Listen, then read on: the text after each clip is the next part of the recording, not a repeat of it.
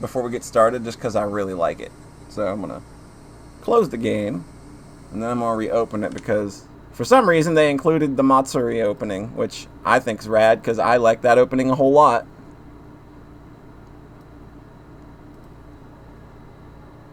And then we'll get started.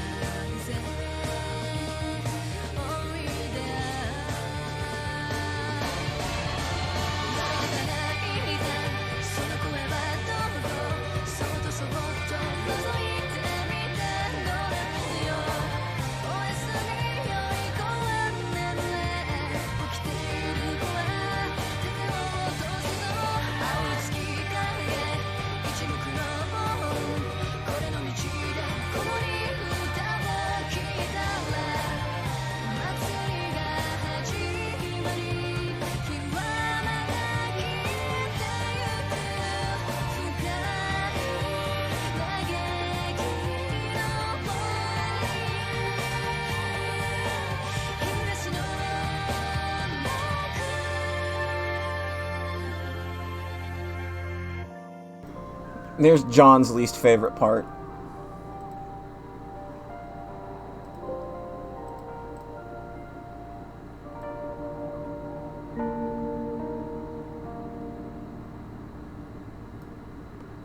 Yep, I'm glad they included that in the mod. That's like my favorite Higurashi OP ever. I think it's just it is the song that I think of, weirdly, when I think of this series. I think it just hits every emotional cue that the series has. That Shenmue character, Fireboy. Is it Fireboy? Is it Fireboy? Fireman. It's Fireboy.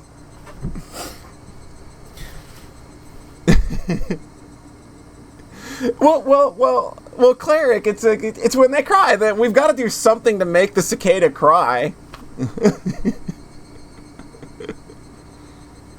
Kid Thunder, Kid Boy, Kid Fire Dragon Boy. Alright, who's ready for me to read to them in my worst possible voice, because I hate the sound of my own voice. Alright, June is stoked. June is totally stoked for this. Alright, like I said, you're going to notice a pretty big difference from the last time we streamed this. This game's going to look a lot more modern and updated, but we'll definitely be playing with the character art. Alright, here we go.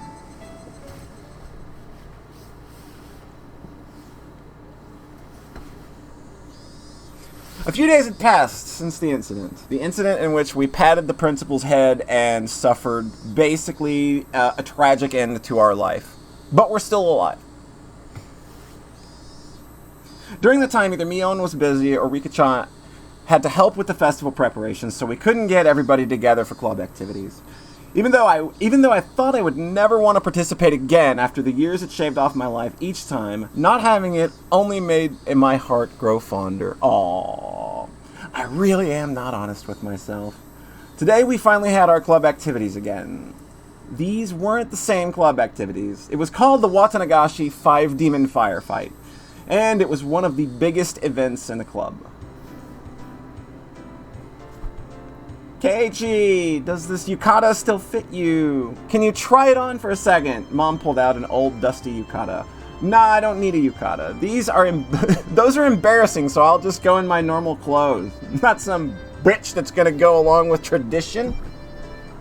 What do I look like, Mom? Let's see here. There we go. But this is a festival. Wear it, okay? Rena and the others said regular clothes are just fine. If I was the only one wearing a yukata, it'd be even more embarrassing. I put on the same old vest as usual, because I'm a boring boy. I'll be going with Rena and the others, so you don't need to worry about me. Is that so? I'll be going with Dad when he wakes up. Dad let out a loud snore from the sofa. From how it looks, he must have pulled an all-nighter last night. He just finished sending his manuscript, so he might not wake up for a while. It seems my dad writes for art magazines sometimes, too. I've never read it, though. I wonder if my dad really is a famous artist. As his son, it's a bit strange for me to say, but I can't imagine he's selling all that well. But he's able to feed a family of 3, and my life isn't exactly full of hardships. Maybe he's actually a master painter, and I just never knew it. Bing dong, bing bong! A body has been discovered! Wrong game, never mind. Sorry. Keiichi-kun, are you home? Uh-oh, it was already time. I didn't want them coming here, so I was planning on leaving early and waiting outside. I don't want people to see my big rich boy house. See, like I said, we can switch. See, this is the Switch graphics. This is PS2 graphics. Hold on. And this is original graphics, baby. Rena, it is now 7 p.m. I still think original Rena looks cute. I still think that's adorable. Original is the most beautiful, the most expressive. We're gonna stick with the Switch for a while. We've been playing with the PS2 since that's what Manga Gamer uses. So we'll stick with the Switch for a while. It'll be fun. Oh my, it's Rena-chan. Thank you for always looking after Keiichi. Oh, ma'am, he's also been looking out for... Why are you blushing from just meeting my mom? Don't get all flustered. This feels awkward. Let's go, Rena. Since Rena could continue space out if I left her here, I grabbed her hand and dragged her out.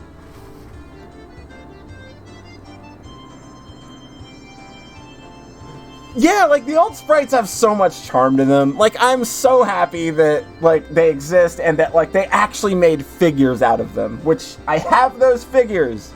I'm pretty sure I mentioned that last stream, though. Rena-chan, look after Keiichi for me. Yes, ma'am. Even if it means I must sacrifice myself. Yeah, I'm glad there's still an option, too.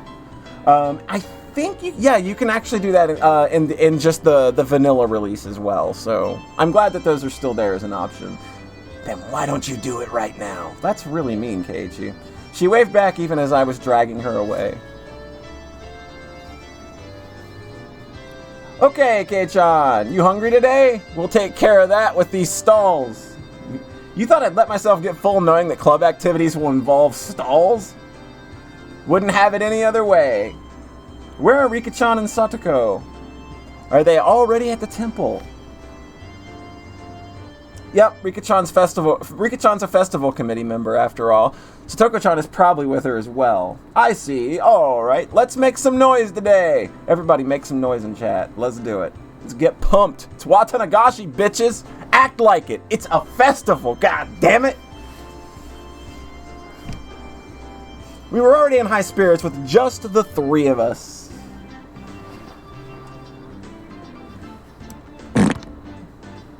Thank you for the 100 bits, Beaner. But that is exactly the type of sound we were looking for in chat. It was way more lively at the Furude Shrine than the last time I came, far exceeding my expectations.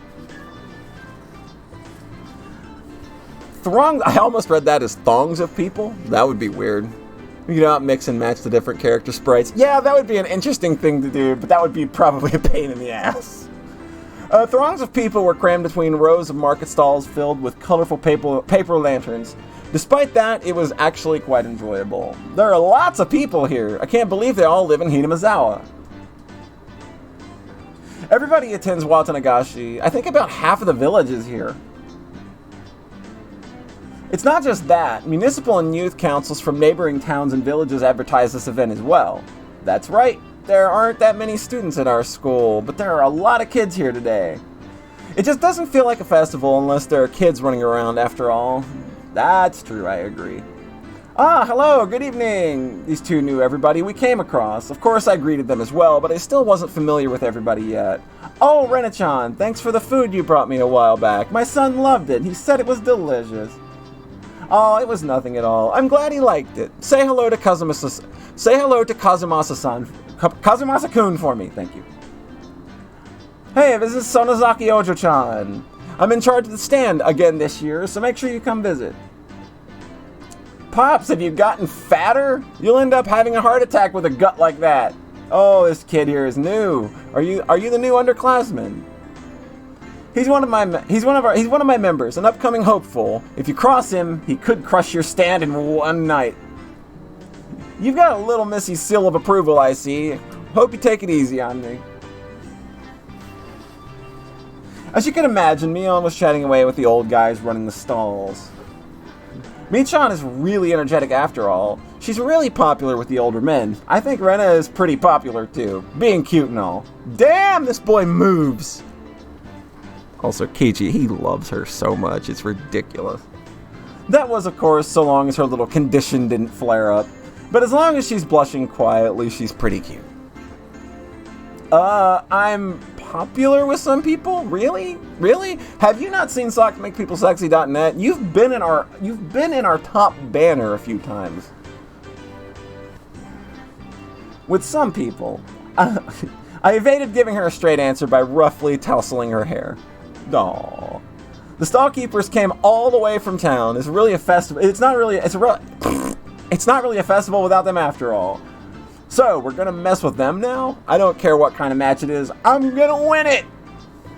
Oh yes, I will try to bring back the Rena banner for July. Yeah, I absolutely will. Remind me when it's closer to July and I'll do so. We gotta do that for the old 7-7. Oh great, Garbage Child has logged on. Fantastic. Hey, you're all very late and you are very garbage. Her expressions for the Switch graphics are literally turning me to stone. Hey, you're all very late. It's unacceptable to keep a lady waiting, Keiichi-san. Oh, my bad. So where's this lady I kept waiting? Dunked on, cunt. What did you just say? Alright, Satoko was in top form as well. Seems she was all excited about being able to get everybody in the club together for the first time in a while. What? How's it going, Sayara? Welcome. Whoa, Rika-chan. Cute. Oh, no. Rena let out an elated sigh. It seemed the real lady had made her appearance. Good evening, everyone. Good evening to Keiichi. Good evening to Keiichi as well.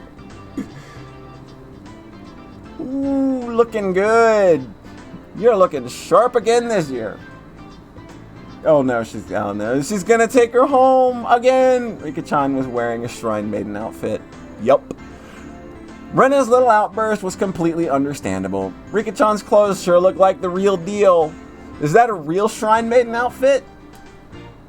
My grandmother made that by hand. They're quite authentic. Rika-chan has an important role to play at the end of the festival, so she's wearing this. I see, Rika-chan was on the executive committee because she performed all the Shrine Maiden rituals for the festival. My work is only during the finale of the festival, so I can still play for a while. So we cannot afford to waste any time. Let us begin. Alright!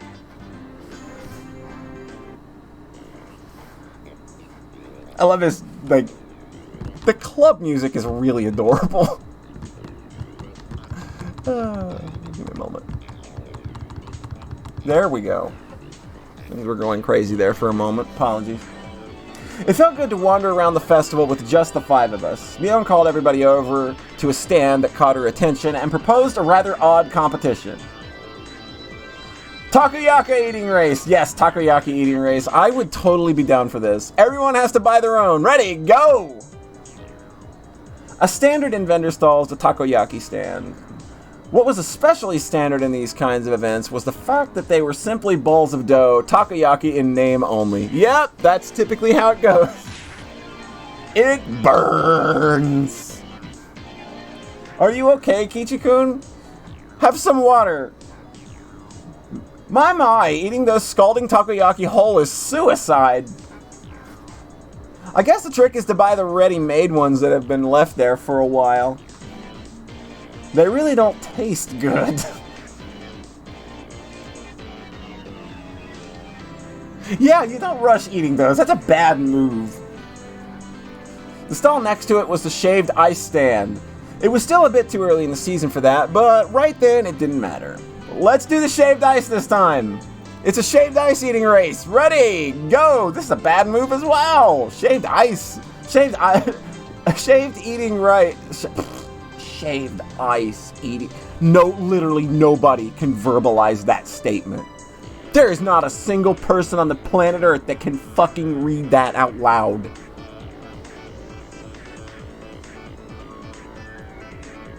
As long as you can melt it with a bit with your body heat, then it's not so bad.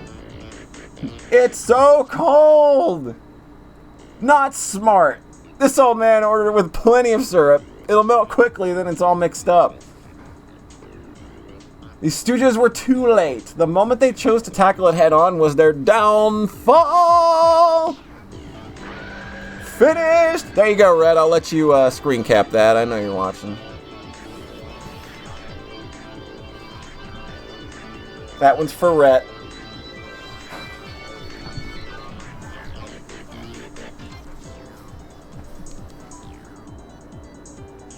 Toy boat, toy boat, toy boat.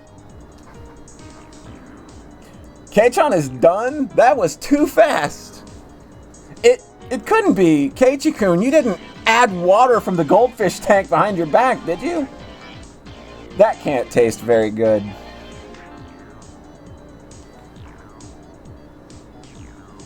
Yeah, exactly. There are loads of oh man, like I could load you up with a list of really great visual novels sometime if you want. I would be happy to help you take that journey because I love visual novels. I think that they're a bit of an underrated kind of medium, but they're starting to see a big resurgence now in the West. But yeah, I'll get in contact with you. I'll shoot you a whisper sometime and shoot you the names of some of the visual novels that I really like. Alright. Next to that was another old favorite, a cotton candy stand. Why don't we do this one next? Of course, is speed eating contest. Hey, how do you eat cotton candy quickly? How? On Satoko's mark, Mion, Satoko, and I all compressed the cotton candy with our bare hands. The time it took to stick the whole thing in our mouths, 3 seconds. I should have left that one for Rhett, too. I expected Satoko to figure it out, but I didn't think Kei-chan would, too.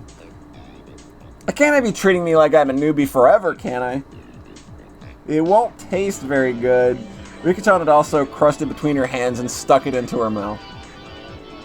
This is probably the only place in Japan where people eat cotton candy like this. I think only Rena's cotton candy was happy with how it was eaten. But it felt like we'd end up doing stuff like eat noodles through the nose contest or human water pump at the goldfish scoop at the rate things were going. That's some fun narration there. This old man will probably still win, too. I am simply no match for Mion-san when it comes to eating repulsive things. Garbage Child said a funny thing. I love it. Yeah, seriously. What's up with you guys? Are you telling me you don't want to have blue Hawaii top yakisoba eating contest? Shake, shake. Both Satoko and I shook our heads in unison. Can we have a game that doesn't involve food this time, please? Rena has a figure to watch, apparently. It serves lavender cotton candy, but they don't even put it on the menu? Dude, like, lavender is like the best anything. Why would you hide that? Rena's proposal was a godsend. It was about time we played a different kind of game. It seemed that neither Rena nor Rika-chan were any good at speed eating or gorging themselves. Okay, Rena, I'll let you pick our next game. Anything is fine. Well then, I'm gonna be the judge. Find cute things on the festival grounds. You have 1 minute. Fine by me. I know exactly what Rena likes. Alright, I think I can win that. I think I can win this with that. Ready, go. Oh. Why aren't Keiichi-kun and Rika-chan starting? Why not? Mion and Satoko dashed off madly, but Rika-chan and I calmly stayed right where we were. Could it be you've already found it? The cute thing? We've already found it. Keiichi too? Yep. What is it? What is it? I can't wait. Both Rika-chan and I stood motionless for those few moments before Mion and Satoko returned. This is probably the first time I skipped the dialogue very quickly. Let's try that. We'll roll it back. This is probably the first time we've gone head-to-head like this. Okay, there we go. Boom. It will be the first. Rika-chan, you expect to win with that, huh?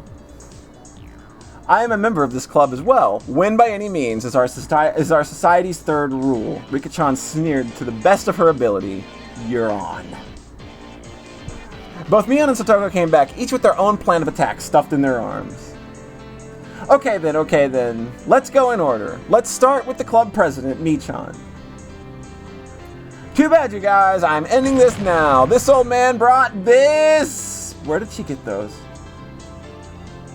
They were old diamond-shaped tin signs. Pleb curry, snake oil incense, nostalgic tin signs from the old days. How about this? They were very understated, a little too understated, Mion. I used to see those stuck up in barbed wire fences. They were more nostalgic than cute. Can you explain what part of that is cute? But there were puffs of smoke noisily shooting out of Rena's ears and nose, almost like a steam train. I didn't get it.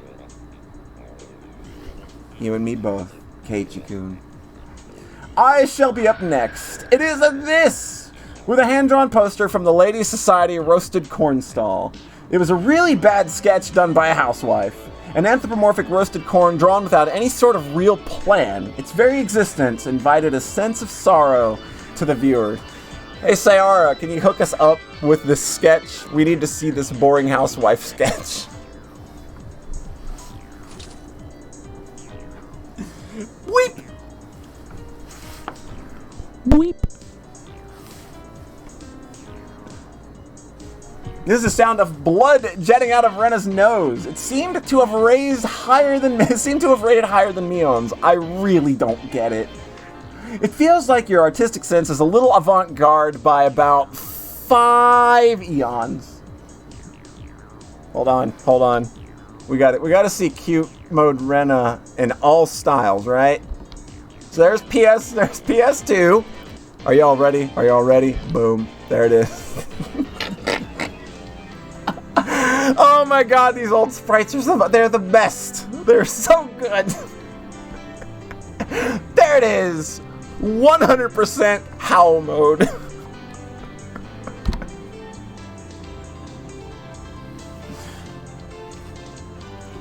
Those were nothing but mass-produced signs after all. They had no chance against something hand-drawn. I couldn't even begin to follow the way those guys were thinking. Then I will be next. Next is Rika-chan, isn't it? What could you even do without anything? Did you and Satoko both forget? If Rika-chan's felt like it, she could just simply... After moving about 10 yards, she began waddling up to Rena. Seeing that, both Mion and Satoko gasped. Oh no! Too late. Rika-chan tripped over nothing and lay motionless after falling down. Rena hurried over to her. Rika-chan, are you alright? Alright? Rika-chan had a lump on her forehead and tears welled up in her eyes. Only her fingers peeked out from her sleeves, which were a vital part. The palms of her hands were covered by her sleeves. She just made a single sound. Meep.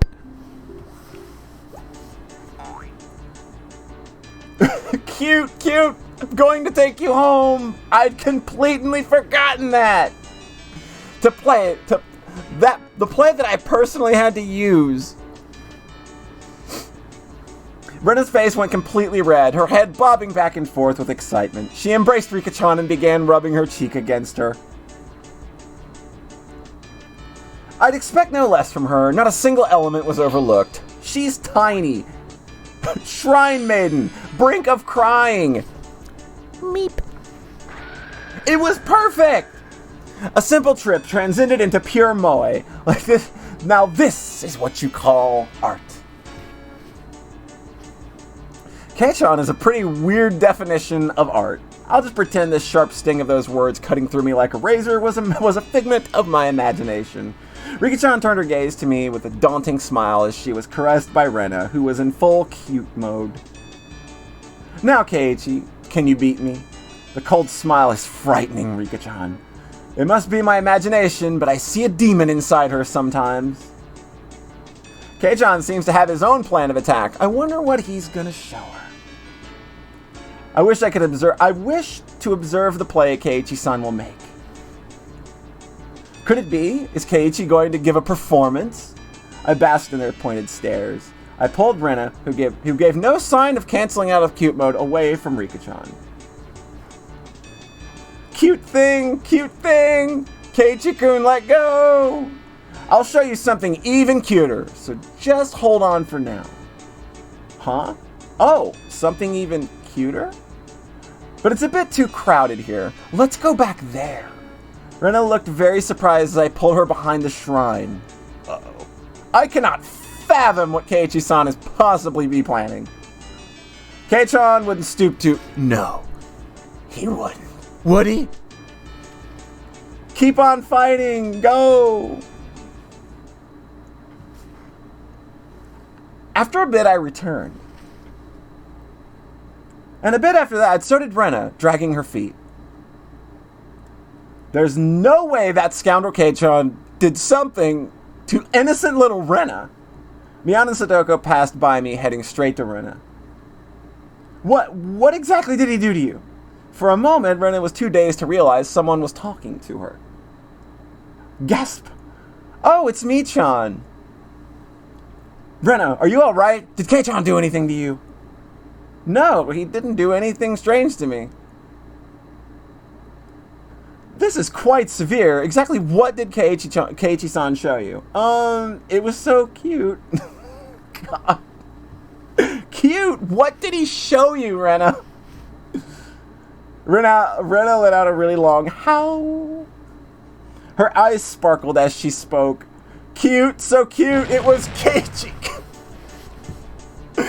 That was not me that did that. It was Keiichi-san's furry little seal.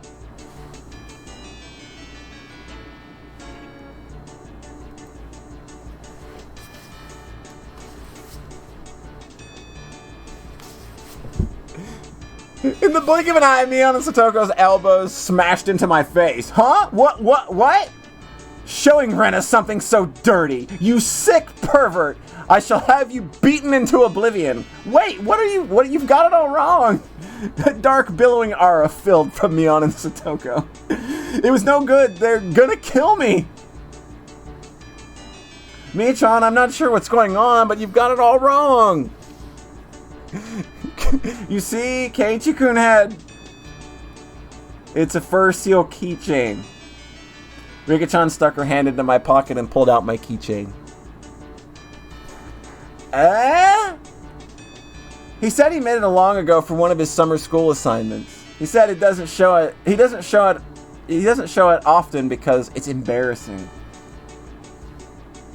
Yeah, so small and cute. He tried his best to make it. It's so wonderful. Oh, this old man thought he meant it was Keiichi's She thought it was this dong. Oh God, that expression for Satoko on the Switch graphics literally kills me. It's okay, Beepner. Yo, Punmaster Zero, welcome. I've been awake for a long time. Oh, I didn't even see you come in. My apologies. It's hard to, like, read chat and read a video game that is primarily reading. Apologies if I miss anybody coming in. I'd expect no less from Neon-san. You misconstrue things in the wildest ways. They slung insults at each other and looked like they were ready to tear into each other at any second. I beg of you, if I'm in the clear, would you mind getting off of me? We were interrupted in the flash of a camera. Yo, it's Camera Boy. Hey guys, you all seem energetic as usual. It was Tomitake-san. As I lay crumpled on the ground, Mion and Satoko continued to bicker above me. Rika-chan was patting me on the head, and Rena was still in cute mode. I need to remind everybody.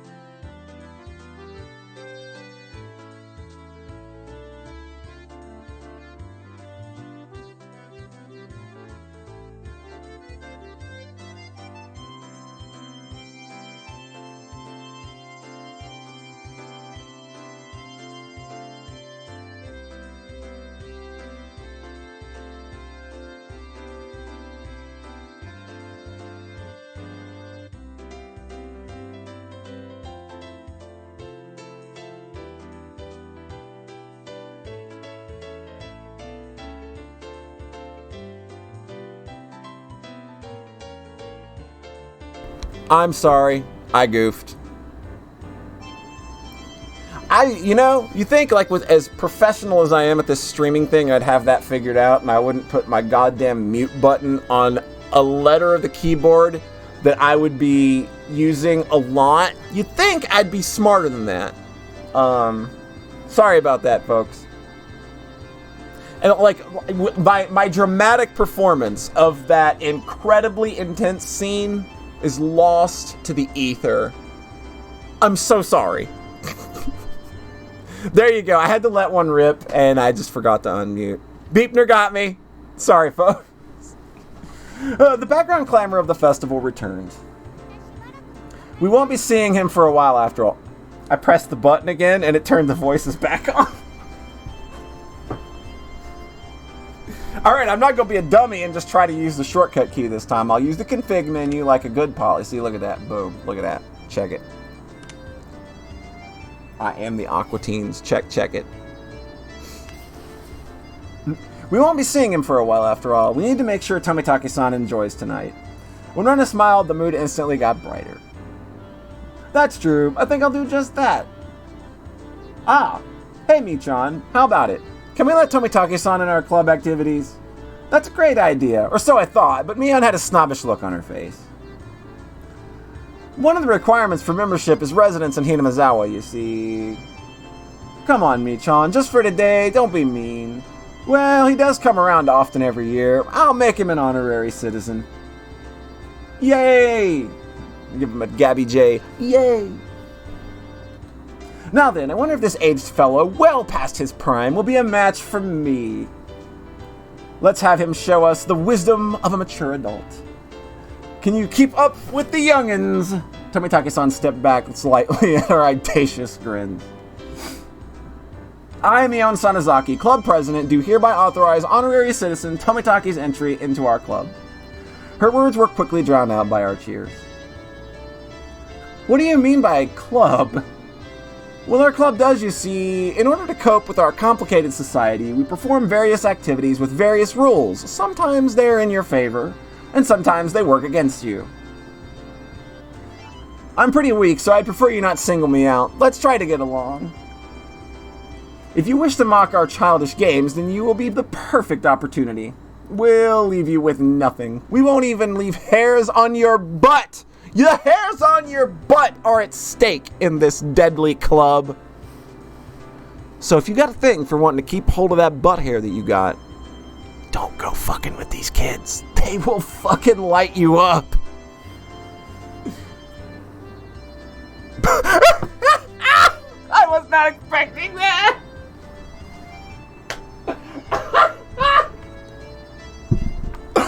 Oh my god, that's so good. I wasn't expecting a butt emote. Okay. Wasn't expecting the butt emote in chat. Okay. So it's a club where we play games together. That's all we do. We're children. What do you think we do? Of course, Rika-chan was the only one to give an answer that made sense. Alright. Just what I wanted. I'll take you up on the challenge. Don't be too rough on me, my mentors. Tomitaki-san got riled up and did a victory pose, just like he was 10 years younger. That's perfect. Yeah, for once, I was not expecting the butt. How often does one have to expect the butt? Trademark. We continued walking through the festival with Mion in front. Now we looked like a family of 6. It had some intensity to it. So, same rules as always. The loser will, of course, be subject to a penalty. Tomitaki-san was a bit surprised, but to us, it was just the same as always. Regardless of how terrible a penalty was, just don't lose. Rena was also brimming with determination. Rena is writing the strategy guide to every video game in existence right now. Just don't lose. There it is. It's all you gotta do. How's it going, Jet? Welcome. We are deep in the WATANAGASHI. We are at a festival. We're having a good time in the video game where nothing bad ever happens. Rena was also brimming with determination. She didn't have any intention of losing. That's true. I tousled Rena's hair to lighten the mood. She giggled to hide her embarrassment. I see. This is what it means to feel like a kid again. Tomitaki-san whispered that to nobody in particular. At that moment, we heard an old man call out in a strong voice. Looking over, I realized it was a man Mion had greeted right before the festival. You here! You're here! Little Miss Sanazaki, seems like you've brought quite the crowd. We came to eradicate your entire stall. His stall was a shooting gallery. It was a usual setup where you had to knock down a prize you wanted with a cork gun. The rules are simple. 3 shots. The winner is whoever gets the biggest prize. Everybody shouted their agreement. There was no need to consider how to win, since the condition for victory was simply size. The biggest prize at the stall, it went without question. It was that one, wasn't it? Whoa, that's a teddy bear. Cute. Brendan was gazing longingly at the large stuffed animal. It was intentionally placed in an unsteady platform, so it was possible to get if you hit the right spot. It was magnificently set up to make someone think that. Not bad, Keiichi-san. I figured you'd see right through this scam instantly. The most logical course of action would be to aim at some candy or a doll. The intent analysis had already begun. In this club, you'll get eaten alive if you don't come up prepared. Everything hinges on what plan you can come up with before the main event. At some point, a large crowd had gathered around us, making a big fuss. There was this much of a following for our club's infamous event. Knocking that bear down ensures a win. Only 3 shots. To use them all just trying, that would be rough. Shoot the shopkeeper and then you win. That's a pretty big haul. She did say that he was so fat he might die of a heart attack earlier, so that would definitely be the biggest object in this stall right now, I want to say. I want to buy gun 3. Hey, I have other customers waiting, you know. Who's up first? The first one has the advantage of being able to aim for the easier prizes, but it's dangerous to compete without knowing the gun's quirks. Tomitake-san's take on the situation was pretty good. He gets what our club is about. Well then, to be fair, how about using a rock, paper, scissors to decide? How about it? That's really the only way. Rock, paper, scissors! After a couple of matches, it ended up with Mion being first. I didn't want to end up first. Oh well, I'll just think of it as a handicap. Gramps! Gun! Here you go. When the shooting range guy handed her a rifle, Mion looked at it intently. She didn't forget to check the cork bullet either. Okay, this gun's brand new, isn't it? No faults. Not bad. Mion raised the gun in one swift motion. It was completely different from her careful inspection. She was just shooting from the hip. Fire! Reload! Fire! Reload! Fire! Flop. Flop. 3 candy boxes fell, one after the other. A big haul! The crowd paused for a moment in awe and then erupted in cheers. That was quite good. Tomitake-san was at a loss for words after seeing such shooting prowess. Amazing, Michan. 3. Her accuracy was incredible. Her choice of targets wasn't bad either. The 3 Mion had got after were fairly large and pretty easy to knock over. They were all targets with very high return on investment. She's shooting with a rifle from the hip also. This bitch in her original fucking artwork got a gun already. She's already packing! She knows what she's doing? I don't even know if that's ever explained in the original text of why Mion has a gun. She never uses it. And in like the anime and all of the later adaptations, the gun is gone from her artwork. Someone on Twitter earlier today mentioned that it might be a reference to Gunsmith Cats, as sort of an homage to the main character of that old manga and anime. And having looked at the artwork, I think I can see the resemblance. So let's go. Titty gun. Yep, that is indeed where that gun rests. Who's up next? Satoko. Careful, the bullets are light. Next was Satoko, the garbage child. The rifle looked a bit big for her lithe body, but it didn't seem like she had any problem with the weight. Of course, I shall aim for the grand prize. God, that smirk gets me every time in the Switch graphics. She just... God, is there like a more smug expression they could have given her? Of course, I shall aim for the grand prize. She proclaimed that she was going after the teddy bear. Damn, Satoko, such a bold move. The moment she knocks it over, she's guaranteed to be in first. Good luck, Satoko-chan. Satoko was the opposite of Mion. She aimed at the targets quite carefully and squeezed the trigger. Bah, these bullets are too light. The first 2 bullets struck the bear in the torso, but it only shifted a bit. You need to aim higher towards the head or it won't work. Satoko's 3rd bullet wasn't aimed at the bear, but in a candy box below its arm. I hate to say it, but it appears the bear is just too much for me. She went boldly after the big catch, but since she switched over to less impressive prey at the last second, the crowd only gave a strained laugh. Rip. Poor garbage child. They were laughing because she lacked the courage, or because she lived in a trash can. A fine attempt, Satoko. You've gotten better. The palm of Mion's outstretched hand went poof as it tapped down lightly on Satoko. She appeared to be talking hot air, but this was actually completely calculated. Damn that Satoko. Just to avoid being in last place, she dared to switch over to an easy target. Without shame or honor. Magnificent. God, I don't even know if we're having a state fair this year. I think it's just straight up done. Like, I think everything is donezo this year. I haven't been to a carnival or a fair in years. I honestly think the last one I went to was actually the first time that I saw Higurashi. Because I very specifically remember watching that show during a summer and going to a fair. So I think that was 2006. Vert, but good.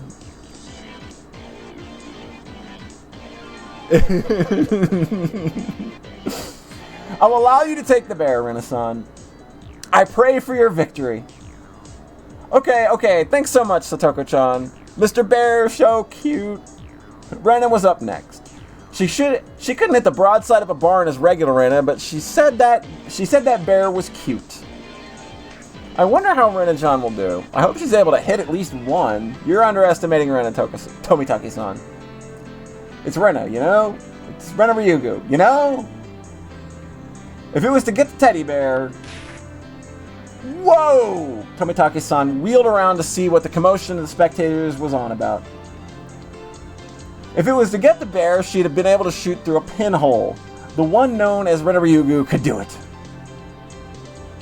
She's shaking. It's shaking. Cute. Rena couldn't hide her excitement over the bear's slow rocking. Now Rena couldn't lose. Not bad, Rena-san. The less collected you become, the stronger you get. Whoa! Another big cheer. Rena's bullet hit the bear's forehead again. Not enough. The bear seemed to wobble more than before. But it might not be possible. You never know. With Rena-chan's skill, it might be. While Tomitaki-san was just as excited as the crowd, Rika-chan's analysis was not swayed by emotion. If Rena had 10 more shots, then she could surely knock it over. But with just one more, no matter how you looked at it, no go. Ow! The crowd let out a dejected groan. Okay, it was an oh, not an ow. She had shot right in the forehead 3 times. It was a bit late, but they gave her a good round of applause for the attempt. Mr. Bear, take him home. She should be praised for her valor, but she had no trophies to show for it. Then at that moment, the old man flicked one of the candy boxes with his finger and handed it to Rena. Aww. This is for you, little lady. Huh? You're giving this to me? The gods wouldn't forgive me if I let you go home empty-handed after such a display. There was another shower of applause. Duh. Throw your camera! Rena turned bright red as I pulled her back over to us by hand. You did a good job. Your cute mode really surprised me. I really wanted Mr. Bear. Give her the bear, give her the bear. It was easy to see that it only needed a little more to be knocked over. Rena had done quite a lot for me. I still needed to pay her back for that delicious picnic. Alright, then I'll get it and give it to you. Damn, look who's... Hey, look, check it out, man. Muscle camera dude, gonna save the day. What? Tomitaki-san had stolen the words right out of my mouth. Okay, please, Tomitaki-san. Good luck. Damn you, old man, Tomitake. You don't trust Tomitake? Oh, dang. Some doubters in chat. She does not trust. Damn you, old man, Tomitake, stealing the good parts for yourself. A small hand stretched over and fell gently on my head just before I was overcome with frustration. You keep fighting. You keep on fighting too, Keiichi, okay? Tomitake-san carefully studied the bear. Setting his sights, he shouldered the rifle while holding the other 2 shots in his hand. Huh. Why is he doing that? Yeah, no doubt. Tomitake-san's aiming for...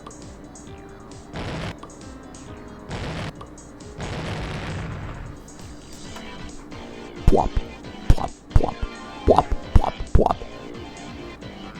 The time between the shots was short. It was meaningless to shoot again once it stopped shaking, so Tomitake-san was relying on rapid fire to win the battle. It was visibly wobbling much more than it ever had before, but that was all. It still didn't fall over. Too bad. All of Rena's momentary expectation from watching it sway violently turned into a dejected sigh. I really thought it would work. Oh ho ho, it seems that since you're a man, you will not be receiving any candy. That was it. That meant Tomitake-san had no spoils of war. Cleric was right to doubt.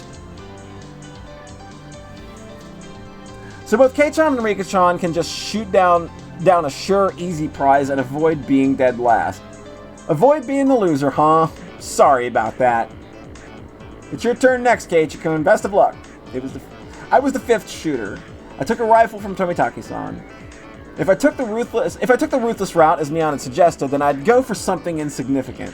Except, when I picked up the rifle, I definitely got a feeling from it. It was burning passion.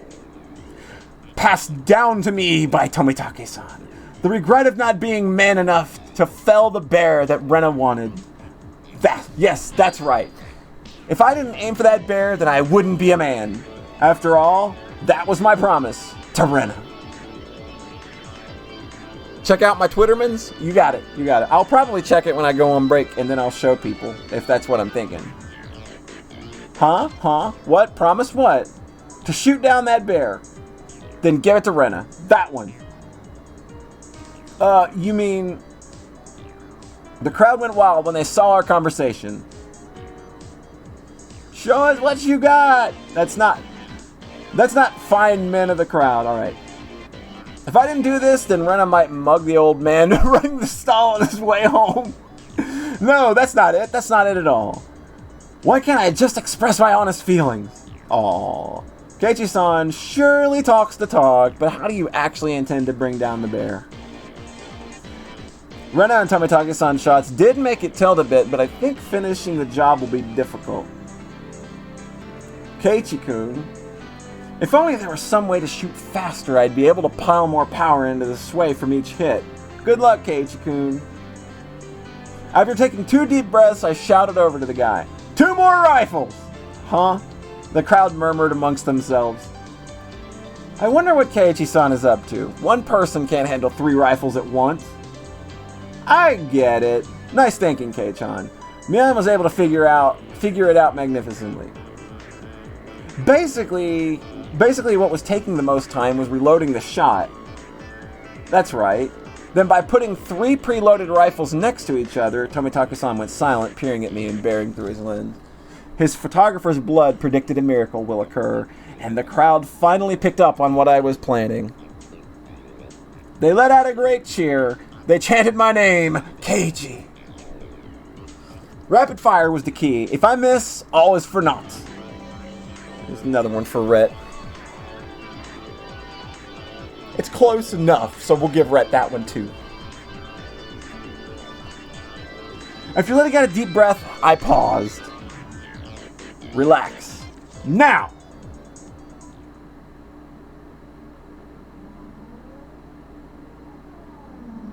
That moment, I felt like time itself had stopped.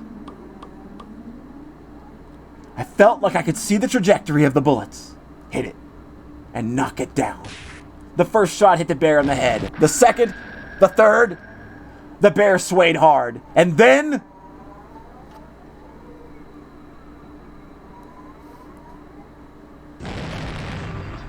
Whoa! Yeah! Woo! The cheers began before the stuffed animal even finished falling off the shelf. The guy caught it before it hit the ground and tossed it over to me. You actually knocked it over. You got me. Amazing! Congratulations, Keiichi-kun. Keiichi-san has finally learned how to use his head. I see you in a slightly better light now. I didn't do it all by myself. Everyone hit it and those small bits together brought it down. This trophy belongs to all of us. Right, this is from all of us working hard together. Me didn't hit it a single time. Irk. After holding up the teddy bear like it was a championship trophy, I handed it to Rena. Here. This is from me. No, from everyone. Thanks for always making your delicious lunches. Rena, thinking she was never actually going to get it, was momentarily speechless. I can't, Keiichi-kun. This is everyone's after all. In that case, I was the one who knocked it down. And it's mine. It's mine, so I'm giving it to Rena. I pushed the stuffed animal toward her again. This time, she embraced and accepted it. You've watched out for me ever since I moved here, after all. I'm really grateful, you see. Thanks a lot. Keiichi-kun, thanks so much. Rena dove at me. Mion told me a few days later that Rena kissed me, but I didn't believe it during all the excitement at the time. I remembered what I was trying to say to Tomotaki-san earlier, that there really isn't much of anything here. But there are lots of things you can't find anywhere else. I gained a lot from coming to Hinamizawa, especially at that moment. The crowd's cheers echoed on and on. From the altar set up in front of the shrine, the drums sounded with a booming echo. It was the finale of the festival. I'll be heading off then. Uh-oh, I need to go and get myself a good spot too. Well then everyone, see you in a bit. Both Rika-chan and Tomitaki-san gave their farewells and disappeared into the crowd. I wish both of you the best in your endeavors. Now, shall we be off? Yeah, we might as well go see Rika-chan's charming figure. Well, let's go. Yeah, hey, where's Rena? What are you doing?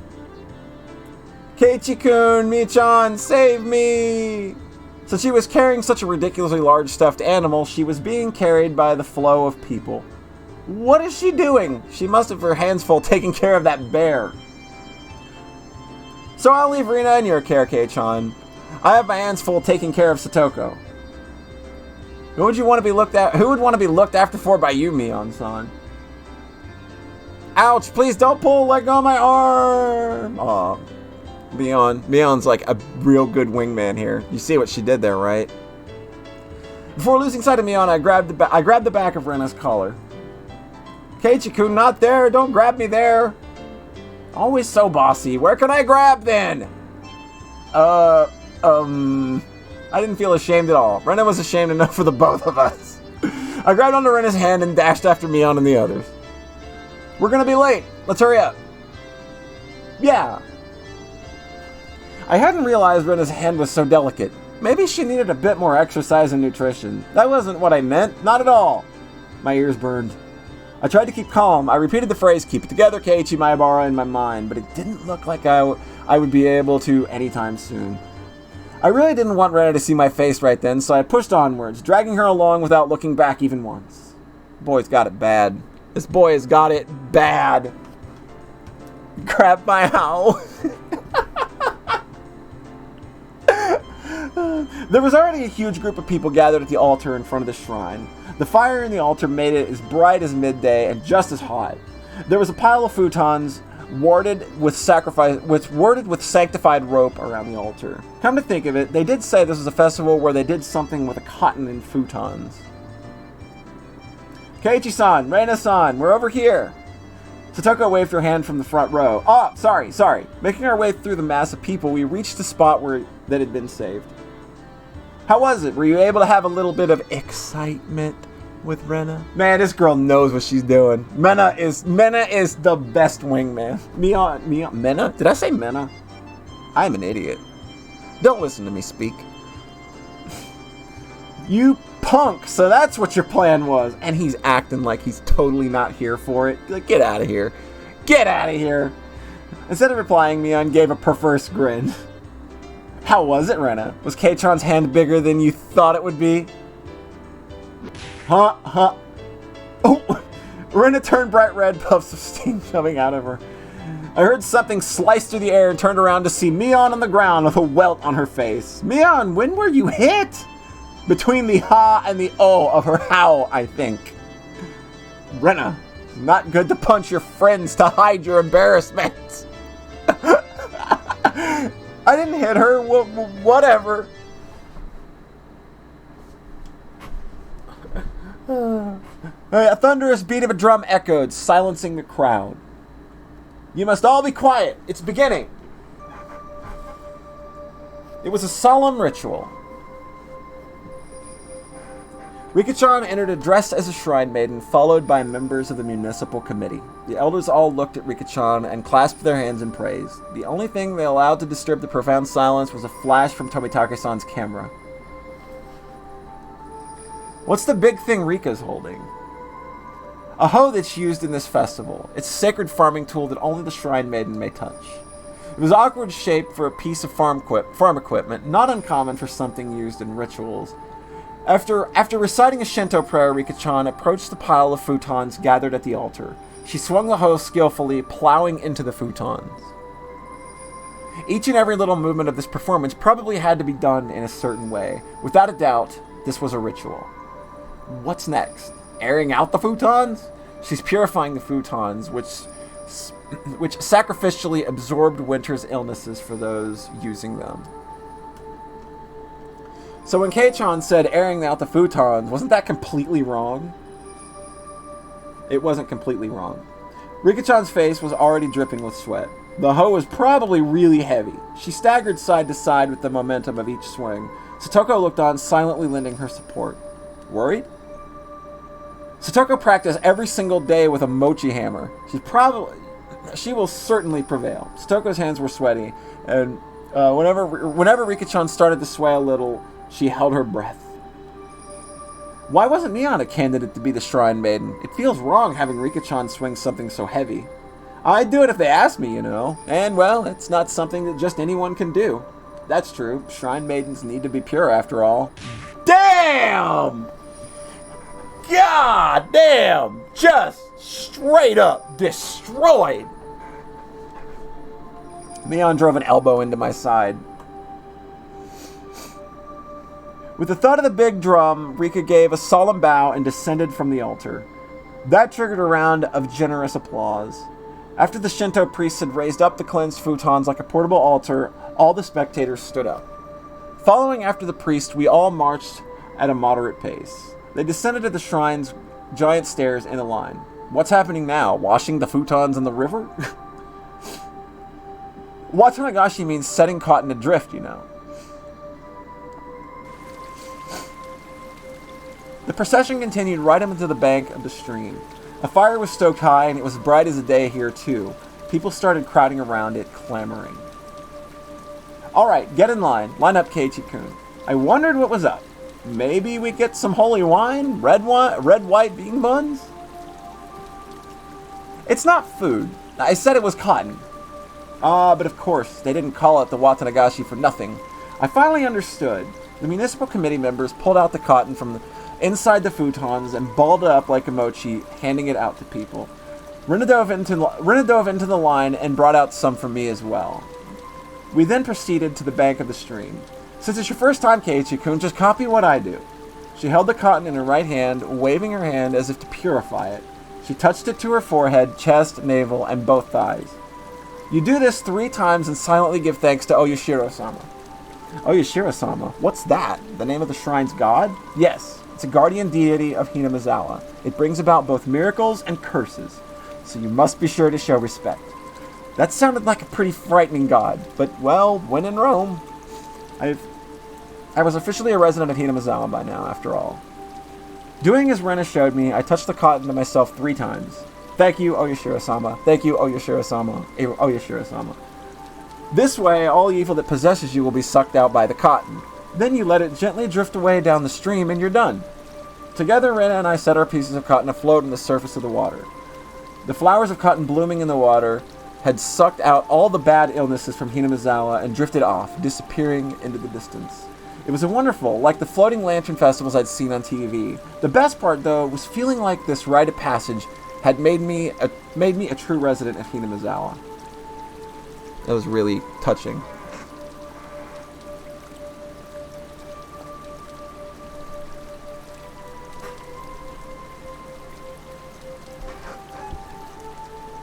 At first I was a bit anxious. Hurting someone was something I never even considered. Nevertheless, the anxiety then gave place to loneliness, doubt, and more. And then, that wicked murderous intent eventually took control of my mind. The boy took the first step towards an unrecoverable daily life, not even realizing that he was walking into the abyss. A tragedy born from the desire to believe are those tears of repentance or tears of resentment. While staring off into the stream, I somehow got separated from Rena. I wasn't very lonely, though. I knew this place now. This is where I live, my home. It's probably better that I stay here instead of wandering around aimlessly. Someone would surely find me while I was enjoying the evening breeze. I heard a familiar voice. It was Tomitake-san. I headed towards it. No, you didn't miss much. It was just the Cotton Festival, and that was kind of like a stinger for the rest of this game. It's kind of like, oh, by the way, things are going to happen. How did it go, Tomitake-san? Were you able to get some good shots? Yeah, fortunately, Tomitake-san was with a girl. I felt a little like I was intruding. Hello. Look at this person! Look, she seems nice. How was it, Keiichi-kun? Did you enjoy the festival? From the way she spoke, it seemed as she was a resident of Hinamizawa. I really should try harder to remember people's faces around here. What was her name? Hey, it was fun. My face must have given away how desperately I was trying to remember her name because she gave a lighthearted chuckle. It's probably because it hasn't been long since you moved here. It's pretty hard to believe, seeing as how friendly you've gotten with the other kids. If that's how it looked, it was probably all thanks to Rena and Neon.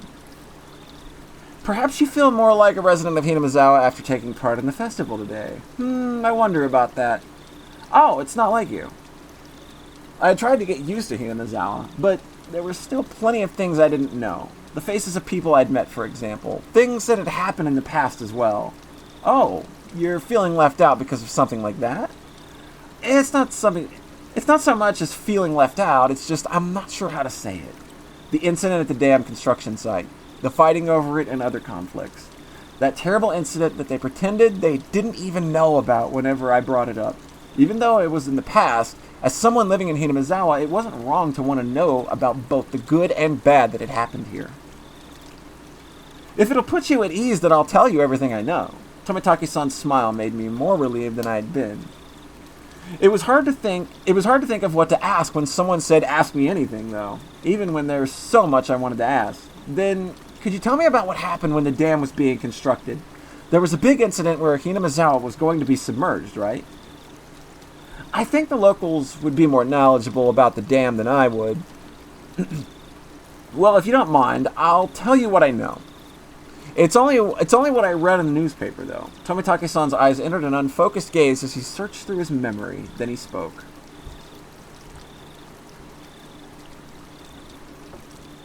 The decision to start the dam project was finalized 7 or 8 years ago. I heard it was the next largest project and the one of Kurobe. There were 3 major issues in Japan at the time. Improving inter-island transportation, infrastructure, meeting the higher demand for electricity, and flood control. There was a boom of dam building due to a massive economic stimulus they provided on top of generating electricity and flood control. Hinamizawa had the right conditions to support dam construction, so it was singled out. The dam reservoir would have covered quite a lot of ground when it was completed. The entire area, right up to Yagauchi, way upstream, would be underwater. But why did they have to pick a populated area like Hinamizawa? Couldn't have instead picked a place where nobody lived? I'm not really sure why, but I heard that it was just the right terrain for building a dam. Of course, there were protests here in Hinamizawa. Rika-chan had said that they had fought. From the choice of words, I had to guess that things turned violent. There was a trial, and it was even brought up before the National Diet. It was covered in the Tokyo newspapers, too. Miona had told me all about that as well. I'm sure that every resident of Hinamizawa had united to fight together. The feeling of solidarity found here, which could not be expressed properly with mere words, was likely brought about by that battle. As a result, bribery and scandals were brought to light. Things got more and more complicated, and they eventually halted construction. If I wanted to know, now was my only chance to ask. It was certainly a bizarre incident that boys my age shouldn't be curious about. I felt a little shame for the fact that I was petty enough to have my curiosity piqued by Rena and Neon's refusal to talk about the event, but I figured I might as well ask since I had the chance, just so I would stop thinking about it so much. So, there was a dismemberment, right? There was. It happened to be here in Hinamizawa at the time. I happened to be here in Hinamizawa at the time, so I remember it well. Tomitake-san's answer was nonchalant in contrast to my hesitantly forced-out question. It was about this time 4 years ago. It was the day of the WATANAGASHI, if I recall correctly. Debate on whether to continue the construction of the dam was in disarray. Scandal after scandal rocked the project near its end. The incident that was to be the final nail in the coffin for the dam project. A fight at the dam construction site ended with the victim being murdered. Fearing prosecution, the 6 assailants divided the remains into 6 pieces and each hid one. 5 of the 6 criminals turned themselves in out of guilt, but one was still on the run. The right arm he'd hidden had yet to be found. The major details lined up with what was in the tabloid I'd read earlier. It certainly was a tragic incident, but it wasn't so terrible that Rena and Mion needed to hide it from me. I guess they didn't want someone who'd just moved here to have a negative impression of Hinamizawa. I felt grateful for having friends who worried so much about me, as well as ashamed for still being so interested in it. It was near the end of all the trouble with the dam, you see. So everyone was saying that it was Oyashiro-sama's curse. Oyashiro-sama's curse, huh? Oyashiro-sama was the name of the god at the shrine that held the festival today, if I recalled correctly. I see. Their guardian deity rained divine punishment down on the evil dam construction for trying to flood Hinamizawa.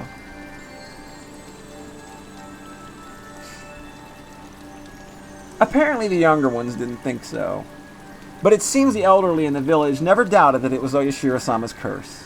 The woman with Tomitake-san chuckled mischievously. Tomitake-san began laughing with her. It was infectious, and I ended up laughing as well. But I wonder about now. There are quite a few, I think, amongst the youth, too. A few what? People who believe in Oyashiro-sama's curse. The woman's lips were still curled in a smile, but her expression turned stern. Then after that, it continued every year, always around this time. Continued? What continued? Tomitake-san paused for a second as if to build up some suspense, then he whispered to me as if someone might have been listening. Every year on the day of WATANAGASHI, somebody dies. Uh-oh. Uh-oh! I don't think that there is. I think that this is the same. Yeah, I'm pressing the button and it did nothing. I think it's just that they did these for the PS2 version and I don't think they changed. Yeah, I think they just continued using them because they're good. Every year on the day of the WATANAGASHI, Somebody dies. the year following the dismemberment, on the day of WATANAGASHI, a man from Hinamizawa who had supported the dam fell off a cliff overlooking some rapids and died while he was on vacation. Unfortunately for his wife, the body was never recovered. He supported the dam construction even though he lived in Hinamizawa. At the time, there were whispers amongst the elderly saying it was Oyashiro-sama's curse. The woman chuckled mischievously again. Then the next year, the night of the WATANAGASHI, the shrine's Shinto priest died suddenly from an unknown illness. His wife drowned herself in the bog that night. The shrine's Shinto priest? You mean he was from the shrine here? The woman nodded. There was a rumor amongst the villagers that they weren't able to quell Oyashiro-sama's anger. Then the year after that, again, on the night of the Watanagashi, they discovered the battered body of a local housewife. Housewife? Up until now, all these mysterious deaths were people involved with the dam or who had connections to Oyashiro-sama. With that in mind, could the housewife have been involved in some way too? Exactly. The woman stated slyly. No, it was more menacingly. The victim's family, you see, happened to be that of the younger brother of the dam supporter who fell to his death 2 years before. The younger brother is still alive, it seems, but it did bother him quite a bit, so he moved to the neighboring town. For a while I stood there with my mouth agape, the battle over the dam construction with Hinamizawa's future at stake, and the murder at the center of it all. That was all I knew, and that was all I wanted to ask about. But that wasn't all there was to the story. Homicide, body disposal, accidental deaths, terminal illness, suicide, fatal beatings. I'm a pretty level-headed person. I don't really want to believe in curses, but the freakish deaths happened every year on the day of the Watanagashi, and all of them were related to the dam construction. It was easy to dismiss each of them as coincidences by themselves. But then you put them all together, dismissing all of them as a coincidence would then defy logic. I don't believe in curses, but every single year on the day of Watanagashi, somebody or something makes it happen without fail? The woman chuckled again as if she picked up on what I was thinking. I felt like she was saying, maybe there was, maybe we frightened him, stuff like that. I felt embarrassed for being read so easily. I pressed Tomitake-san to continue, a bit of impatience and irritation in my tone. Oh yeah, we haven't seen her other sprites, have we? All right, there's PS2. Not bad. Are we ready? Are we ready for the big one though? Are we ready for the real bomb? There she is.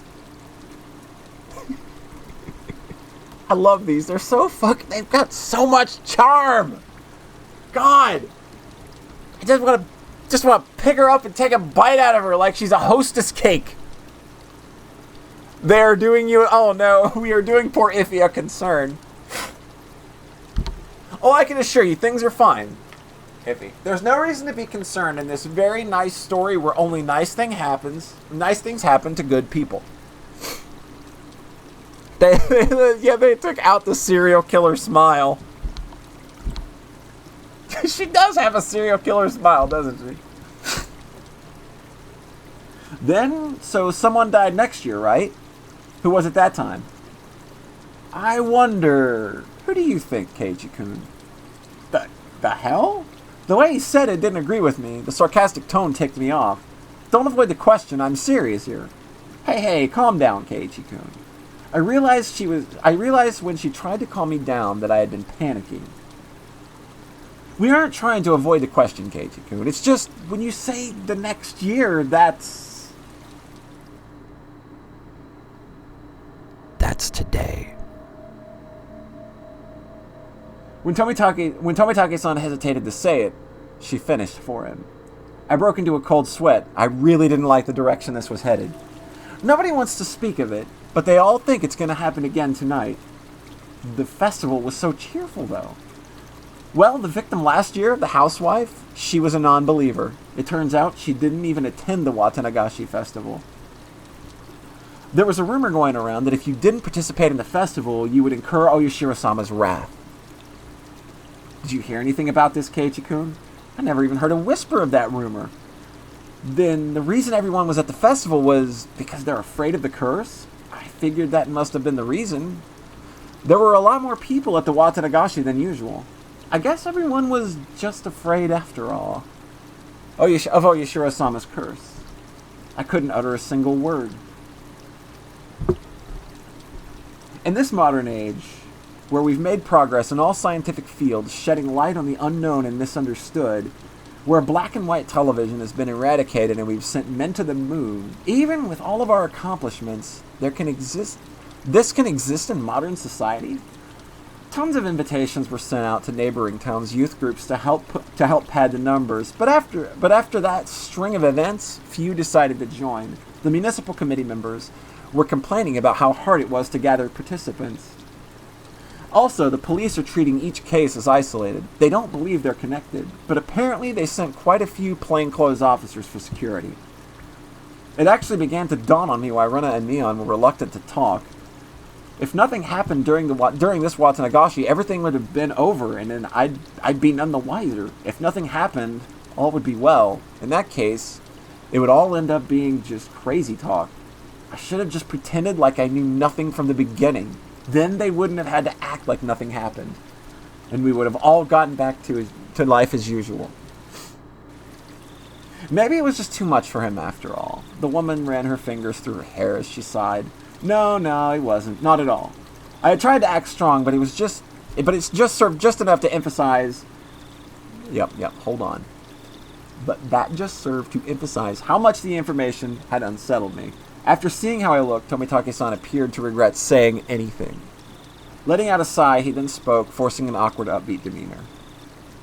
Keiji-kun, surely you don't believe in such things as curses. Well, no.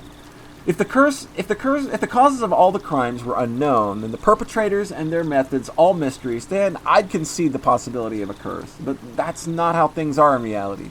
Police investigations have already uncovered the truth and perpetrators for all the cases. Hearing him say police made me feel a lot better. It didn't make me feel better. I don't want to hear the fucking word police. There's nobody on the planet Earth that wants to hear the fucking word police right now. Unless it's kill a cop. Kill a life. Kill a cop. Save a life. It was perfect for repelling the word curse. Bitch ass. The first one, the dismembered one, for example. I told you, didn't I? All but one of the perpetrators were arrested. It's only a matter of time for the last one. The motive turned out to have been an argument they had while intoxicated. There's no curse. Don't you agree? That was true. If it didn't happen on the day of the Watanagashi, then I wouldn't think it was related to the curse at all. The accidental deaths of the couple who supported the dam is the same. He was in a position that made others hate him. The police made a point of investigating from that angle. They concluded it was an accident, not foul play. But they both happened on the day of the festival, right? Just think about it, Keiichi-kun. Do you think people with all the enemies here in Inamizawa could participate easily in a local festival? It would be especially hard for them to be around during the Watanagashi. So they probably left Hinamizawa intentionally around this time of year to travel, don't you think? It wasn't a very clear explanation, but I sort of understood what Tomitake-san was getting at, so I pressed on earnestly, asking more questions so I could convince myself. Then, Tomitake-san, what about the priest who died after that? The one with the unknown illness. That also happened on the day of the festival. Well, that's even easier to explain what happened to the Shinto priest. The Watanagashi is a really big event. It happens once a year. It was probably from all the built-up stress. Or it may have been because of a pre-existing condition. But it was an unknown illness. It's hard to believe such a thing could exist with all our advances in medicine. It's just an exaggeration. Rumors making rumors. Anyone that would get worked up over having incidents happen 2 years in a row. That sudden death is quite unnatural, though. Of course, the police ordered an autopsy because of the strange way he died, but there wasn't enough for them to open a full investigation, you know. Turns out it was just a sudden death due to illness. The priest's wife committed suicide, correct? What about that? I believe I already explained that. Everyone was shaken up by the incidents happening for a third year. Those who were of strong faith were quick to believe it was the work of the curse. Of course, that included the priest's wife. Apparently they found a suicide note that said something like, "My death will quell Oyashiro-sama's anger." Well, then how about the next incident with the housewife?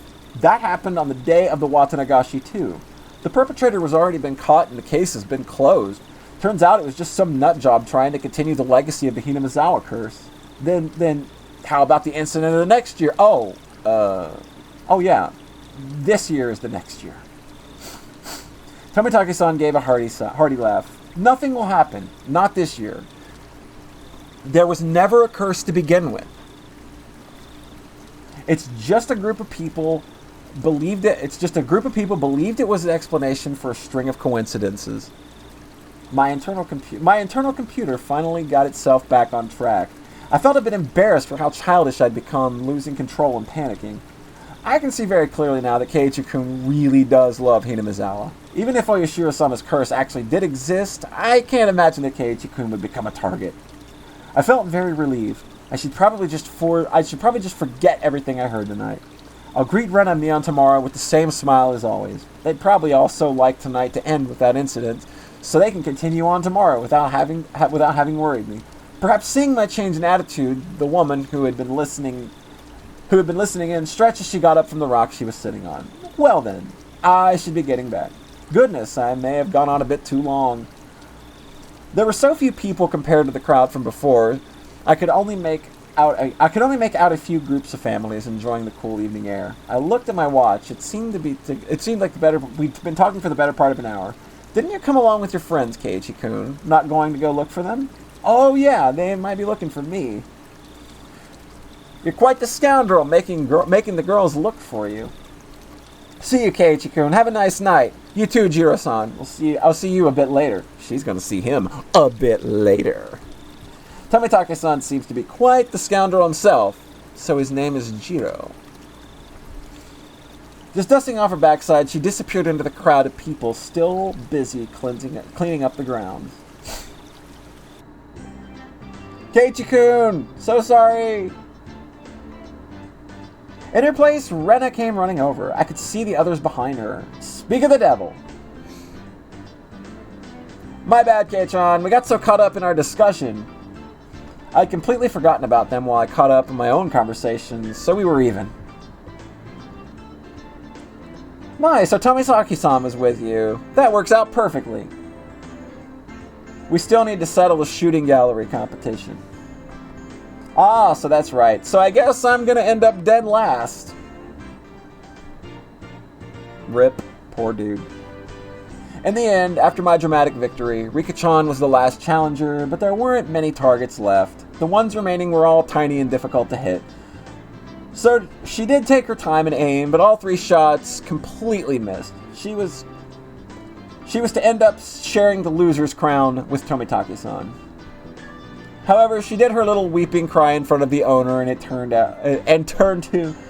to mush instantly. She was given a pack of gum as a consolation prize. Her methods were a bit audacious, but she did avoid being the loser rather magnificently. There we go. That's the word. Come to think of it, Rika-chan's quite the trickster. I have no idea what Keiichi is talking about. Now then, it's decided that Tomitake-san is dead last. Everyone cheered and applauded. Tomitake-san smiled wryly, slightly bewildered. So, Tomitake-san, are you ready? Penalty time! Huh? I completely forgot about that. You're too naive, Tomitake-san. This is why you've got to avoid losing in our club. Mion pulled a felt tip marker out from her pocket. Oh, it's that. Show him some mercy, Mion. At least use a washable marker. A permanent one is way too harsh.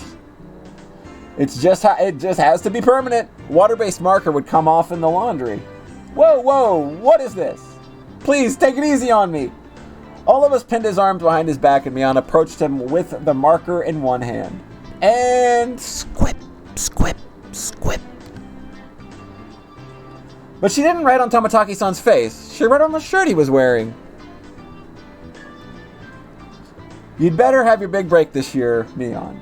Rena took up the marker next. Show me your photos next time, okay, Rena? It was a little heartwarming, and I just had to laugh.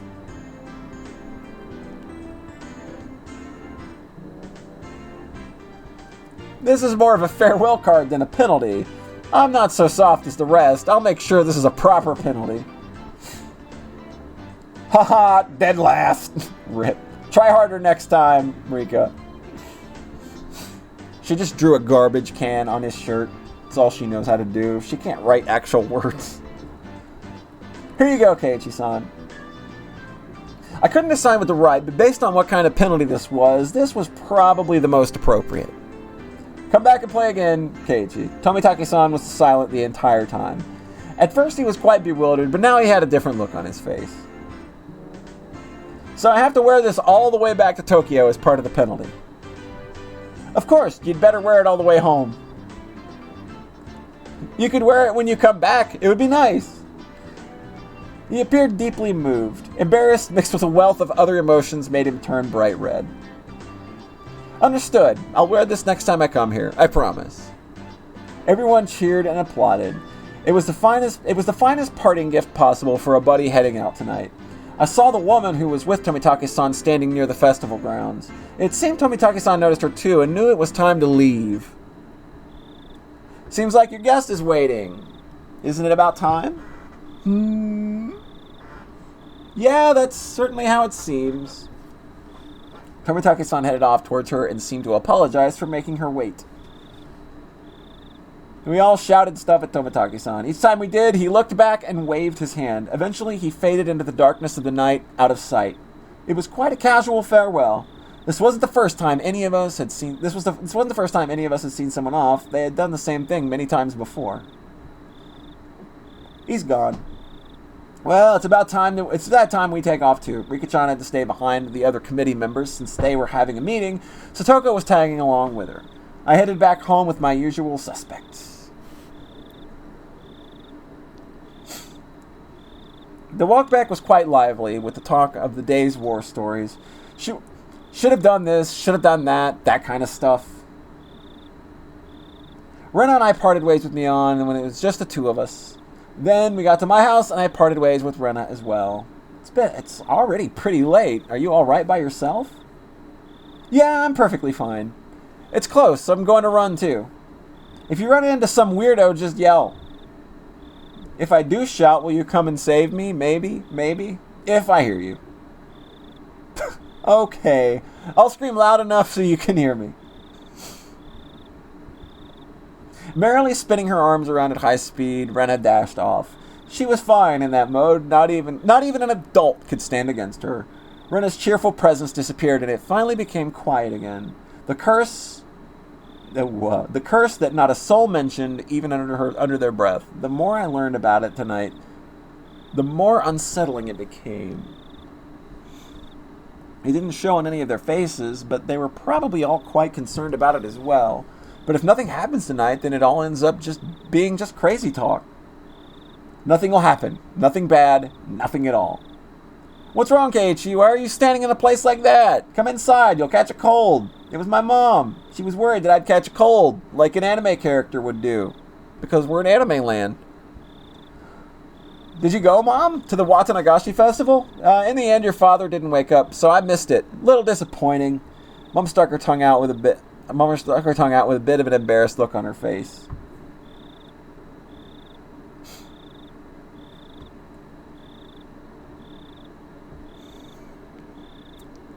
There's no irony. What would we be foreshadowing? Like, nothing bad's gonna happen. It's fine. You saw it. We just did a whole big fest. Look at all this. We got so many tips that we just acquired. Who wants some tips? Let's hear it for tips. We got them tips. Only cute things happen in this town. See? He gets it. Hold on. First, I was told we need to check something. So I'm going to check something.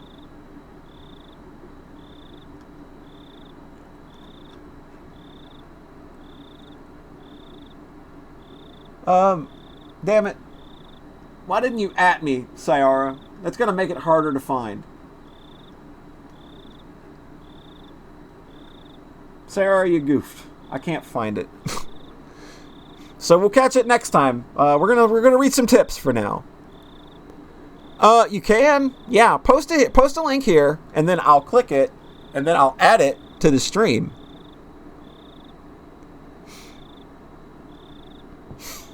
That'd be a lot easier. There we go. There, that's a smart man. That's a smart boy right there. Hell yes! Hold on, we're saving this bad boy. We've got to show the world. So, hold on. Save that under. There we go. All right. Give it just a second. We're getting it added. Don't worry. Don't worry. It's real good. It's real good.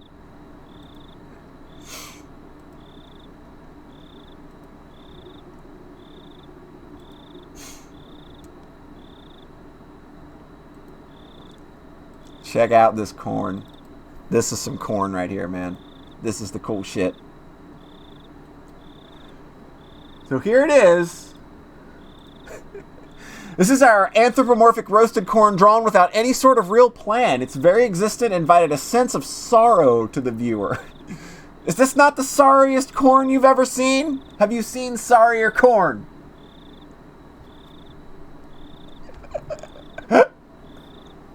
This is some fantastic sorry corn.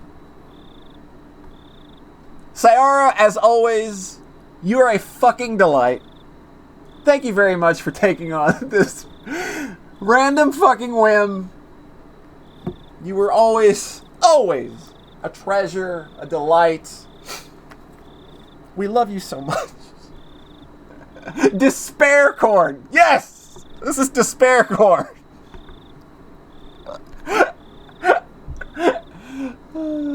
You've eaten happier corn? Yeah, probably. We probably all have. Oh, thank you, Sayara. That's so beautiful. Yes, that's a grass skirt. Absolutely it is. It's a grass skirt. It's like the stalk kind of peeled down. And it's kind of like, yeah, it's the husk. And it peels down, so it comes down like a skirt. Corn isn't kind of gross. Is corn a kind of grass? Oh, okay. Corn has grass. I mean, that's what I call the stalk. Or yeah. Oh. Alright. So, we got new tips. So, for those that don't know, tips are random bits of information that they give you throughout the story to kind of help you understand the world a little more. They are still canon. But they're kind of just like little bits that would be weird and kind of awkward to try and fit into place normally. They kind of put them in tips. So the first one we got is the Hojo couple's following incidents. So we know now that the couple that fell, their name is Hojo. And we know somebody whose name is Hojo. Trash Child. Her last name is Hojo. So, let's read about the Hojo couple's falling incident. From the June 1980 edition, on the afternoon of XX at 2 p.m., office employee and his wife of Hinamizawa village in Shishibone Prefecture disappeared after falling 27 meters from the observatory platform in Shirakawa Prefecture. Police and firefighters searched downstream and discovered the body at around 7 p.m. that evening. His wife had yet to be found. The search has run into difficulties due to the effects of Typhoon 3 from the previous day.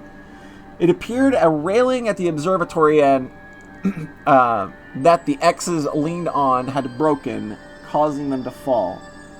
The groundkeeping staff was questioned by the police with regards to the facility deterioration and if park maintenance was performed properly.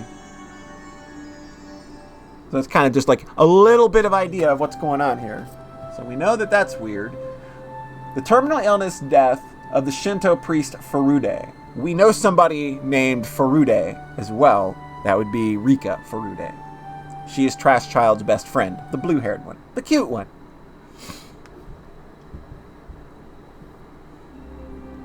From the June 1981 edition, on the afternoon of XX at around 10 p.m., the X-district of Hinamizawa village in Shishibone Prefecture, the Shinto priest of the Furude shrine passed away after an existing condition he was recovering from suddenly worsened. Parties close to the deceased said he was suffering from anxiety issues concerning the festival, which was to be held that day. Also, after X's death, his wife X went missing, leaving behind a farewell note. The police and local youth association continued to search. However, given the presence of the farewell message and the fact that the Onikakushi marsh is said to be bottomless, they have run into difficulties.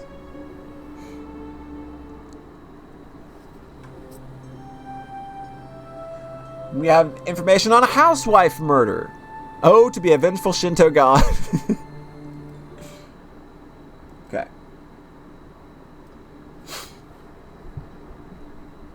This game takes place in 1983, for those that aren't 100% sure, by the way. This was not reported in the newspaper. So, top secret, do not tell anybody. There you go. That's that tip.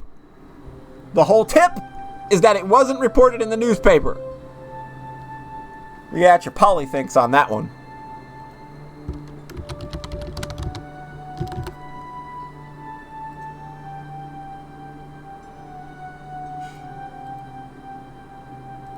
And radio log. We have a radio log. What could this be? Okinomiya PS. This is Okinomiya Station calling Unit 3. Unit 3, please respond. This is Unit 3, loud and clear. Backup is heading your way. Hold position until further instructions. Over. Roger, Unit 3 acknowledged. Requesting no headlights. Requesting radio silence. Station, the doctor has arrived. They want to carry it away. What's the order? Over. Acknowledged. Leave it to the doctor. Affirmative. Understood. Backup has arrived. Shouldn't we let them take a photo first? I think the Vic is done for. So there's the 4 tips we got from that. Big old mess of tips there. And a community notice, that was last night, I think. Yeah, that was last night. Okay. So, those are our tips. I'm going to get up, and I'm going to stretch out a bit. Going to take like a 5-minute break, and we'll come back. And if y'all are comfortable, we will do another chapter. Things are about to get real interesting. We're starting to see more and more. So, we'll be back in like 5 minutes.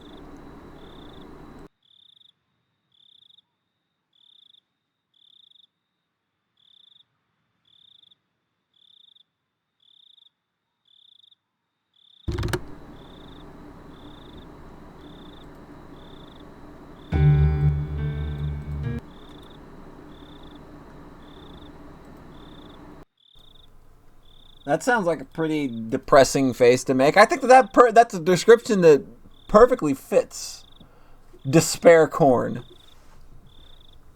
I think Despair Corn is going to have to become a channel mascot. I love it so much. Corn Man's going to ward off the coronavirus. He's the master of the maze of despair. I have the best chat on twitch.tv. Never let that be contested. Never let anybody lay claim to that. Because that was a stroke of a genius. All right. Who's ready for more happy story? Where happy things happen and curses aren't real. Press 1 in chat if you ain't afraid of no curse of Oyashiro-sama. There you go. Look at this. We got brave motherfuckers in my chat. Look at this. Look at it. See? Y'all are brave. I can't put a 1 in there. I'm afraid. But we'll see. All right. We are continuing. And away we go.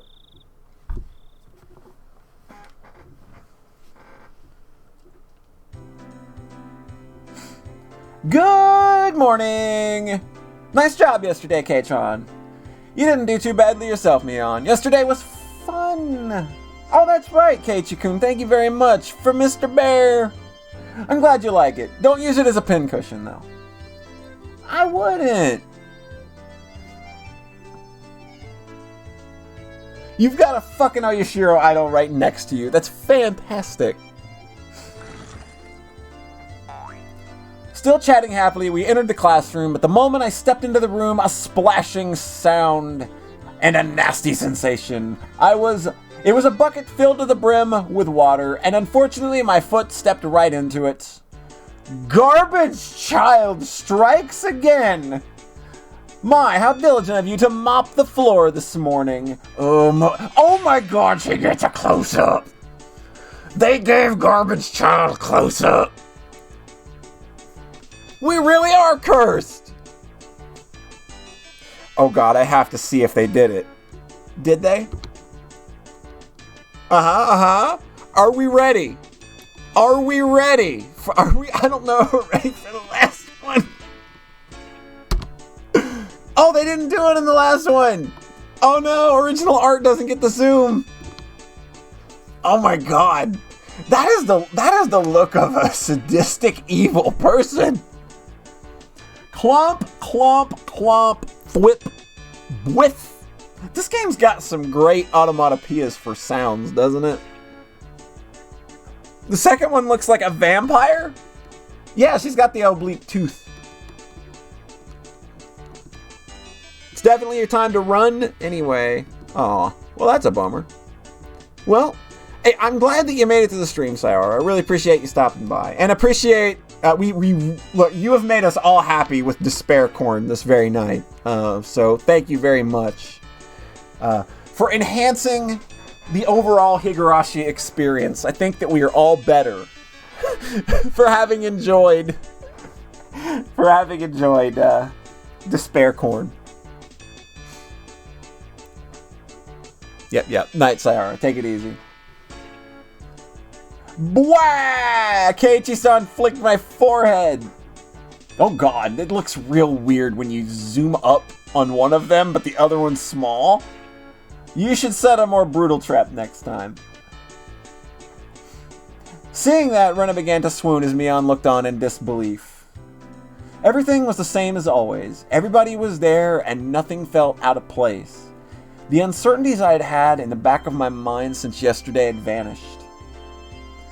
What is it, Keiichi-kun? Didn't get enough sleep, maybe? Maybe? I slept like a log, but if you want, I'll do a reenactment during class. You shouldn't do that. Mion alerted us the teacher was coming, so everyone shuffled to their desks. Yeah, it actually looks like... There it is! There's Chie, but she's actually Ciel from Tsukihime. She does not have a graphic in the original art until the third game. But, yeah, like, they actually gave her... like, John would love the fact that this exists, because he's a big Type Moon baby. But yeah, like, she's actually... because it's a doujin work, like, he actually got permission to use her in his original game. I wonder if they included it, even though... Yeah, like, this is actually Ciel from Tsukihime, which was a Type Moon game, and he actually got permission to use her as the teacher in this game because, you know, like, you spread that creativity in those doujin circles like that. So that's a really cool thing. But in the original game, yeah, he didn't have that... Chie-senpai did not have an art until the third game. Good morning, everyone. So yesterday was the festival. Thank you to all the people who stayed until the very end to help clean up. We were all slackers, so none of us actually helped clean up. Yeah, her Melty Blood Armored version is really good.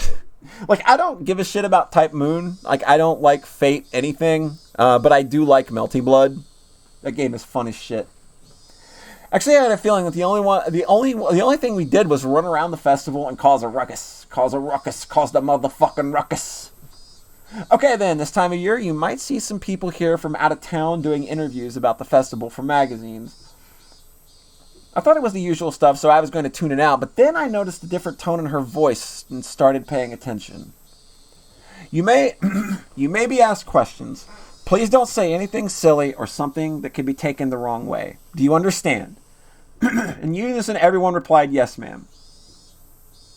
What she'd said was really vague, but I understood what she was trying to say. After all, this was the 5th year, and there were probably lots of third-rate reporters pouring in, hoping something regarding the curse had happened. It did nothing but perpetuate the village's bad image. She was saying, don't spout stupid shit you think is funny. And now I was one of the ones who needed to keep their mouths shut. I found it rather cute how I felt a sense of unity from such a trite thing, if I do say so myself.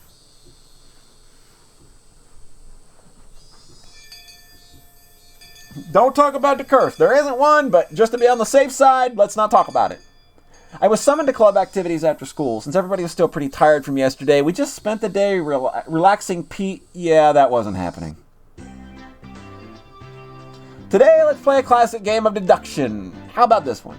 Oh, a game from overseas. Looks interesting. The instructions are in English, but the rules don't seem that hard. I won't lose, you hear? I'm not too bad at this game. It seemed that Rena didn't handle this kind of game very well. The rules are, the person who can match the murderer, the weapon, and the scene of the crime wins. There were 3 kinds of cards comprised of suspects, weapons, and locations. I could see that the names Mion and Rika were written on the suspect cards. Oh, a card with my name on it as well. There are plenty of different weapons too, like knives, axes, and poison. The locations are pretty nice too, like the living room, the study, and the courtyard. Yeah, it's literally Clue.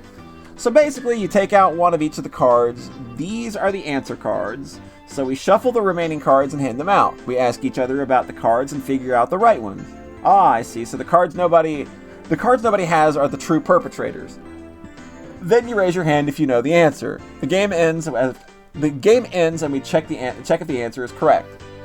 If you're right, then you get a point. If you're wrong, then you lose a point. Since the game ends, even if no one gets it right, all the cards are gathered up and redistributed.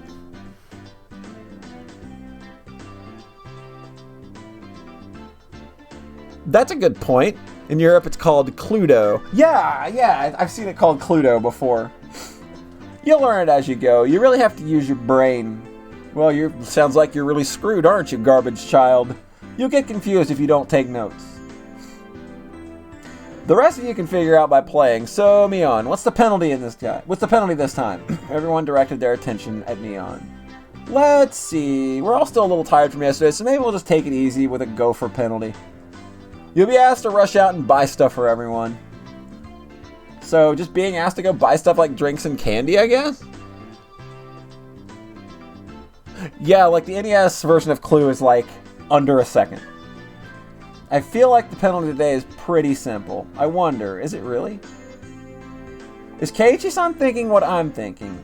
Yeah, you don't know what you'll have to go buy. I'm betting Mion would send whoever loses to buy stuff like hemorrhoid cream or happy family planning manual or crazy stuff. The cards were lightly shuffled and passed to each player. I love that they really actually go through all of these games. This is crazy to me. Because the anime really has to brush by all this shit because it takes up a lot of time. 17 condoms. 17 condoms and a copy of the Kama Sutra. The real perpetrator, the correct weapon, and the scene of the murder have been taken out. So that means all the cards I have in my hand are innocent cards. Then I'll go first since I'm the club president, I guess. Well then, Mion. You pick one suspect, weapon, and a murder scene to each of the other players. If you have any of these cards, then you must say, I have one. However, you don't need to say which one you have. Yeah, I got it. Me too. I have one. Oh my, all of them are here. 3 people answered when she asked if they had Mion, Knife, and Study. So that means that Mion and Knife and Study are all in the clear. Gotta jot that down. Then I'll go Rena, Axe, Lounge.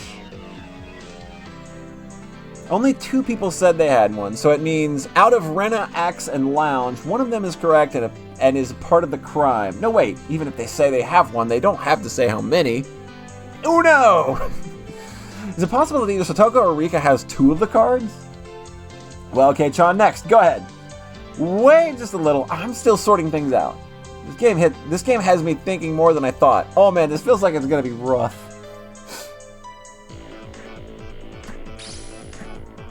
Alright, now I have the criminal. What? Already? Here I am spinning around in circles and Mion just raises her hand. The murderer is Rika-chan, in the infirmary with the poison. Well, Mion drew the cards from the box and we checked to see if the deduction was right. I was right! All I needed was one more hand. I couldn't tell whether it was poison or pistol. I'd never use a pistol. I like killing them slowly with poison. I love it. Imagine the little girl just being, I'd never use a pistol. I like killing them slowly with poison. Rika-chan said such a hugely terrifying thing with such a sweet little face.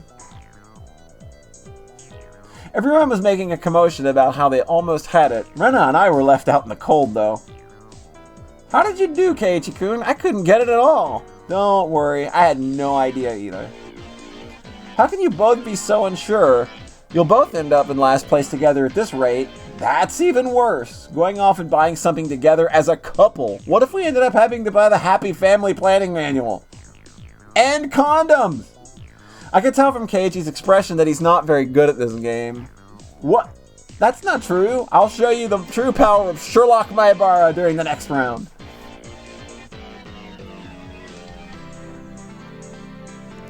What? That sounds weird as hell. My, that sounds just wonderful. I shall give you quite the thrashing. I kind of like the interesting speech pattern they gave Satoko in this version. It's not what I've seen. She has this very theatric way of speaking that it's not really, like, present in any of the other media. But she's got a very grandiose speech pattern in this script.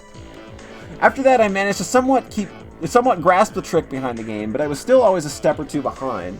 I saw that Mion was somehow gleaning information from how others were asking their questions. That level of experience was just too much. The only way I could stage a comeback was if I became ruthless. I tossed out the simple concept of deduction and switched over to the thought process needed to win. The important thing isn't to find out the criminal, it's to win the game. Eureka! Sorry, I need to go to the bathroom. Take your time and squeeze out a nice one. You gotta love Mion. My God.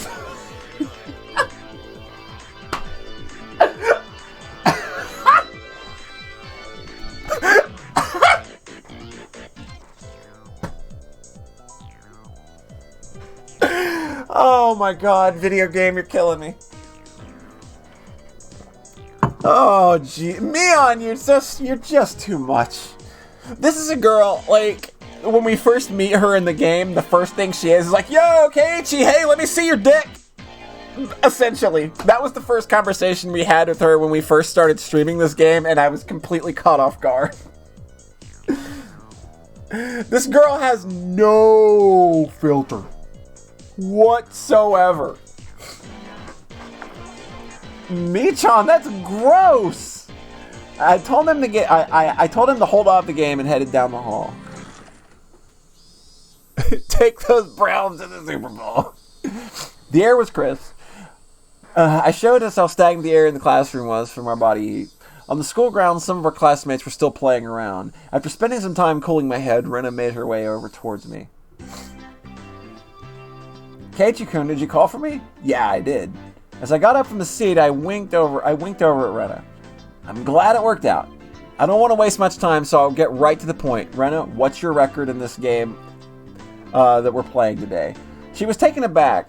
After a moment, she hesitantly opened her mouth. All losses. Why do you ask, I wonder. I could tell from how apprehensively she was playing. The way things are going, I will as well. I can't figure out a way to pull off a last-minute comeback on this one, so I guess both of us will be taking the penalty. Hey, don't accept defeat already. How about we win this? Both of us. But how can we? Aww, I brought my lips up to Rena's ear. You smell good. Did they do it here? They did. Yeah, they did it here. Okay, and you probably didn't do it here. This long thing's in every Japanese school. Yeah. Whisper, whisper, whisper, whisper. Is that allowed? Did you forget, Rena? The second rule of our society: do everything in your power to obtain victory. I'll try my best. You can still buy drugs hell illegally, though. Our plan of attack was quite a rudimentary one. At the beginning of the game, everyone would be focused on their own hand for a while, taking notes and whatnot.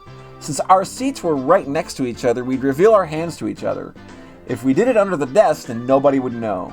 We'd begin the game with twice as much information as everybody else. Having this much information would mean we'd need to investigate less. With this sort of plan of attack, we start off with a big lead over the other guys.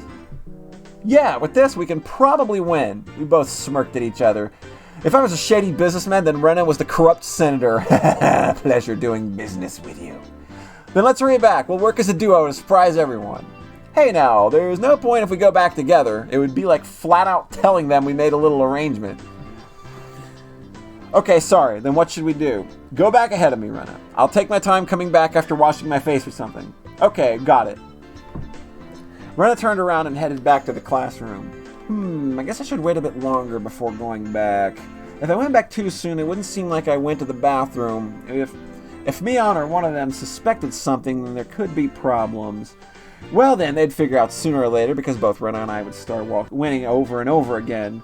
Both Rena and I will have earned enough points to avoid being the losers by the time Mion realized what was happening. Excellent! Not bad at all! My Barakun, may I have a moment? Uh-oh. She caught on to our cheating. She's gonna shut down our cheating scam! Teacher, you gotta be on my side on this one. Come on. Huh? It's the teacher. Man, things were just getting good. What is it? I'm a bit... You have a guest. Please make your way to the entrance. A guest? It's not like I own a hotel. They have been waiting. Please hurry. Right before my big match was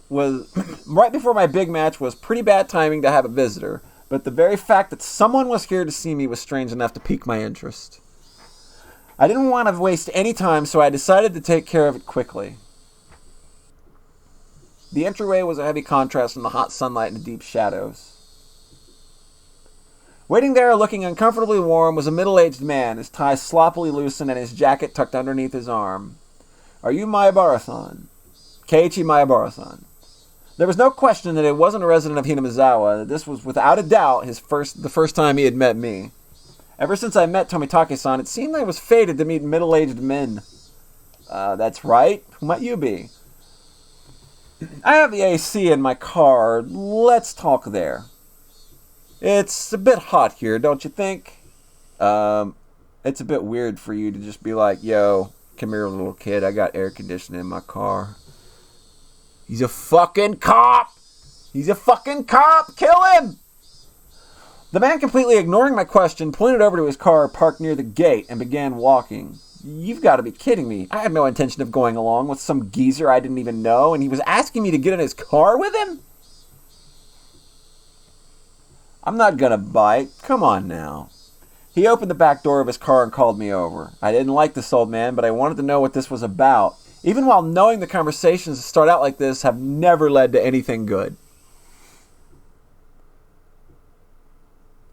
Inside of his car was pretty cool. Cars with air conditioners were supposed to be a luxury. My dad didn't have one in his car, at least.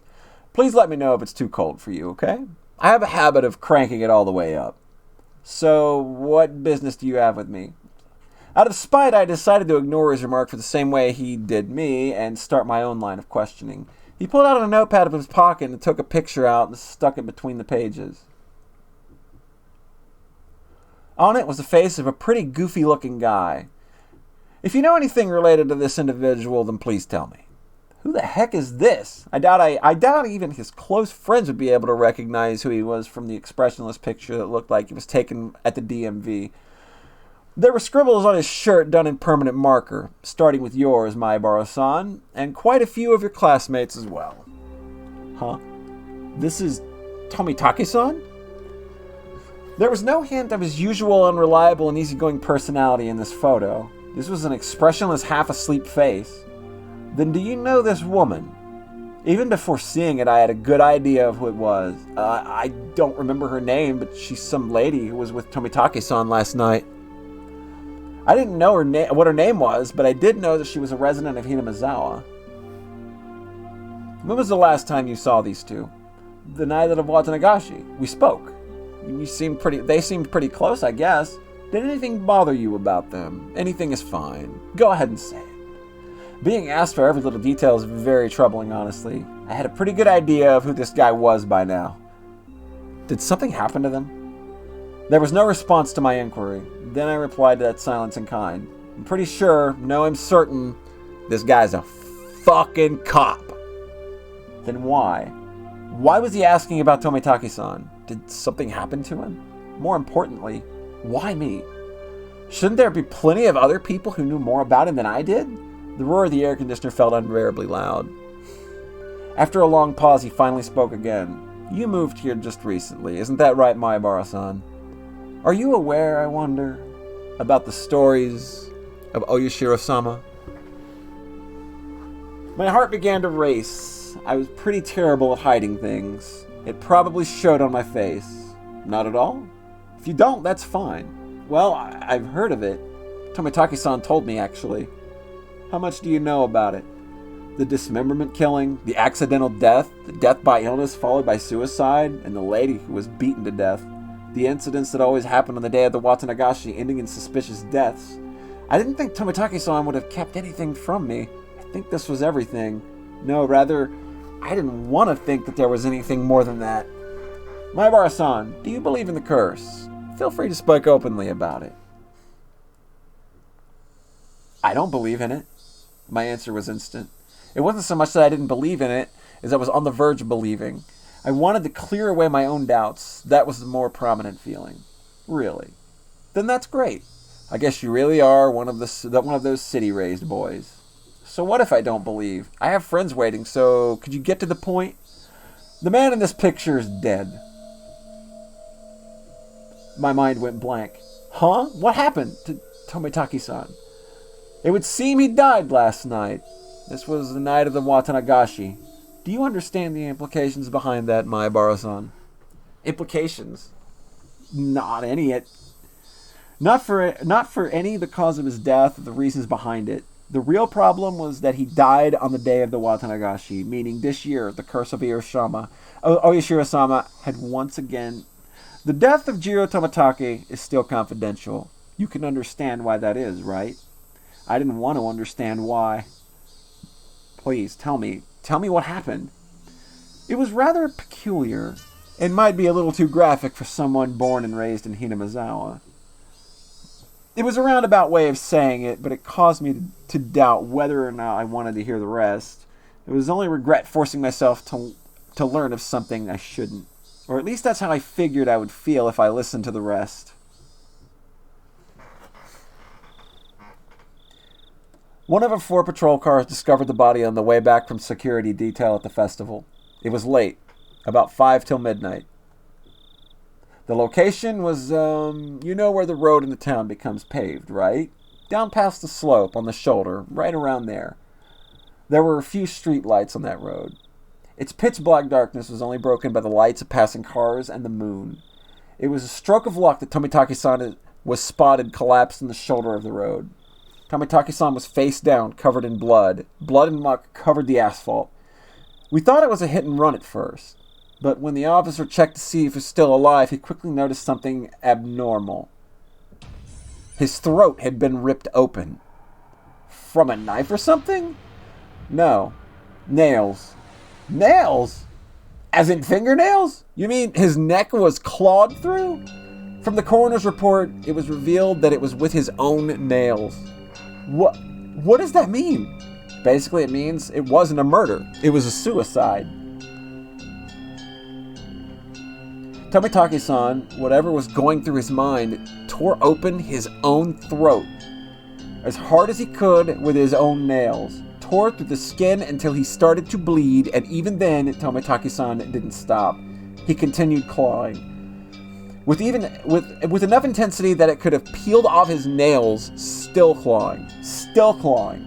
Then, as his nails reached those vital arteries that you should never damage, he continued clawing. Splurt. Blood splattered to the ground around him. As he bled, while gasping for breath, he collapsed. His body spasmed, and he died in agony. We thought drugs were to blame, but nothing of that nature was detected. He saw the corn, and now that's how I reacted. Like despair corn. This is what happens if you actually look directly at despair corn. But this, it was a suicide. I've never heard of such a thing. This unnatural way of dying. This was a mysterious death. Then what was the way he died? In these 5 years, his death most resembled that of a curse. as if to show both myself and Tomitaki-san, who proclaimed there was no such thing as a curse, that they were wrong. Despair Corn rubbed him with mayonnaise. It made reverse. There were a few more suspicious details. From his body chemistry, perspiration, epilation, and so on, we concluded that he was in a state of hysteria right before his death. Well, that was a fucking given. Given that somebody literally just put their nails into their own throat and ripped the flesh wide open. Yeah, that's probably bad. I'm gonna have to try that. I've literally never tried that. You learn so many things in my chat. That was a given. It's hard to believe someone could be in a sound state of mind while clawing out their throat. Wounds on his hands matched a discarded piece of lumber found nearby. There are traces of where he struck trees and the guardrails with it. Tomitaki-san's blood was found all over the place, meaning that while tearing at his own throat, he was swinging around a piece of lumber. There were external injuries which were not self-inflicted discovered on Tomitaki-san. There is a high probability Tomitaki-san was assaulted. The external injuries suggest there may be multiple suspects.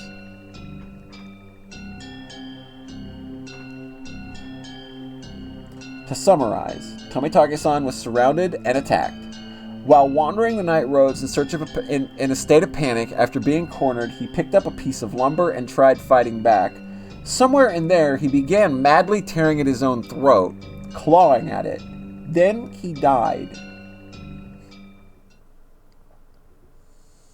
The presumed time of death is between 9 p.m. and 11 p.m., meaning it occurred right after you finished talking to Tomitaki-san at the festival. Everyone signed Tomitaki-san's shirt, then parted ways. Right after that, oh yeah, he should have been with a woman. What about her? She's missing. She hasn't shown up to work, and she hasn't returned home either. There's a very high probability that she was involved in this incident. For a while, I could only gaze off into space. I never would have thought that something unfortunate happening to somebody close to me could affect me this deeply. This time I had spent time with Tomitaki. The time I had spent with Tomitaki-san was short, but we went to the same festival, spent time together, and took part in the same competition. He was one of us.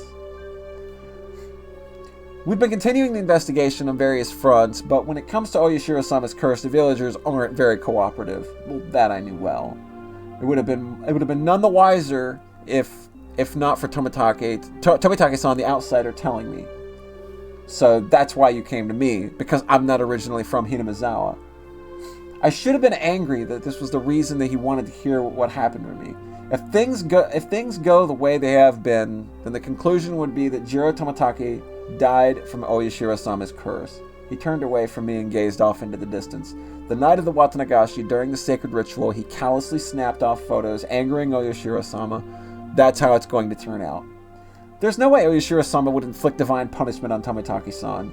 Tomitaki-san had been killed by humans, and a cowardly group, no less. There's no way I'm going to let this end up being the fault of some curse. I think so as well. There's no such thing as divine punishment or curses. The tense mood was cut with the man's hearty laugh. That's how it must be, Marabara-san. Cooperation from individuals in Hinamizawa who don't believe in a curse is indispensable. Understand? Neither Tomitaki-san nor I believe in curses. But with the way things were going, it would just end up with Tomitaki-san's death marking the 5th year, which would mean that Hinamizawa had rejected Tomitaki-san. That was something I couldn't allow. Tomitaki-san was one of us. He didn't live in Hinamizawa, but he came every single year. In a sense, he was more of a resident than I was. There was no way that Tomitaki-san could have been cursed by Oyashiro-sama, but there's nothing I can do to help. I have no idea what happened that night either. No, but if you see or hear something that draws your attention, then that's enough. If I see or hear, he was talking about future tense.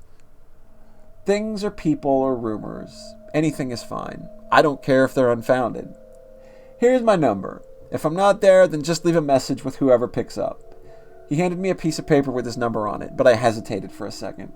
If I took it, then whether I wanted to or not, I'd be mired knee-deep in this matter. Please Please help me solve these questions surrounding Tomitake-san's unfortunate death. That's right. Why was I hesitating? I needed to find the murderer who killed my friend. I snatched up the piece of paper as a satisfied grin spread across his face. Everything we spoke of today is a secret. Please keep this confidential. Understood. From your friends as well. Especially from Sonozaki-san and Furude-san. Please do not inform them. Sonozaki? You mean Mion? Why? Are you saying they have something to do with the incident? With my friends' names brought up so abruptly and being told to keep a secret from them, I became rather angry. This is why they call investigative privilege, I suppose. Don't play games with me. Mion is a close friend of mine. I snapped at him, but he didn't seem to be especially offended. I wouldn't mind telling you, but it may just upset you. Say it. He hesitated a little. Turning his gaze to outside the car, he began to speak after thinking for a bit. There is a possibility that the string of incidents happening there in Hinamizawa is a result of a village conspiracy. Say that could be... There's no way that could be right. Give me a break. First of all, is there any proof of that? No evidence.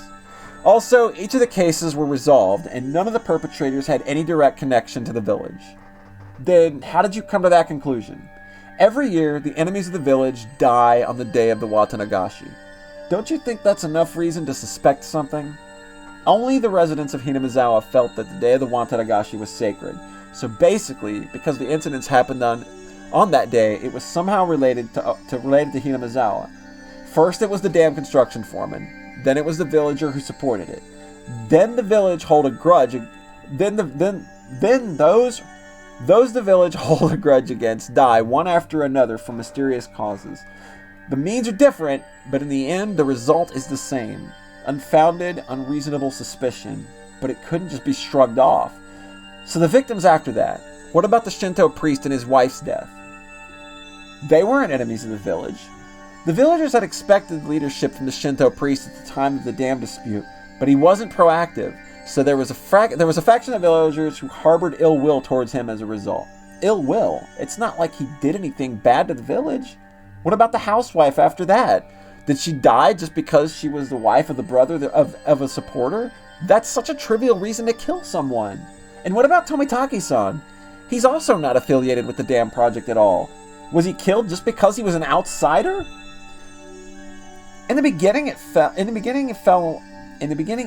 on those related to the dam project, but as the years went on, the enemy threshold of the victims had become much lower.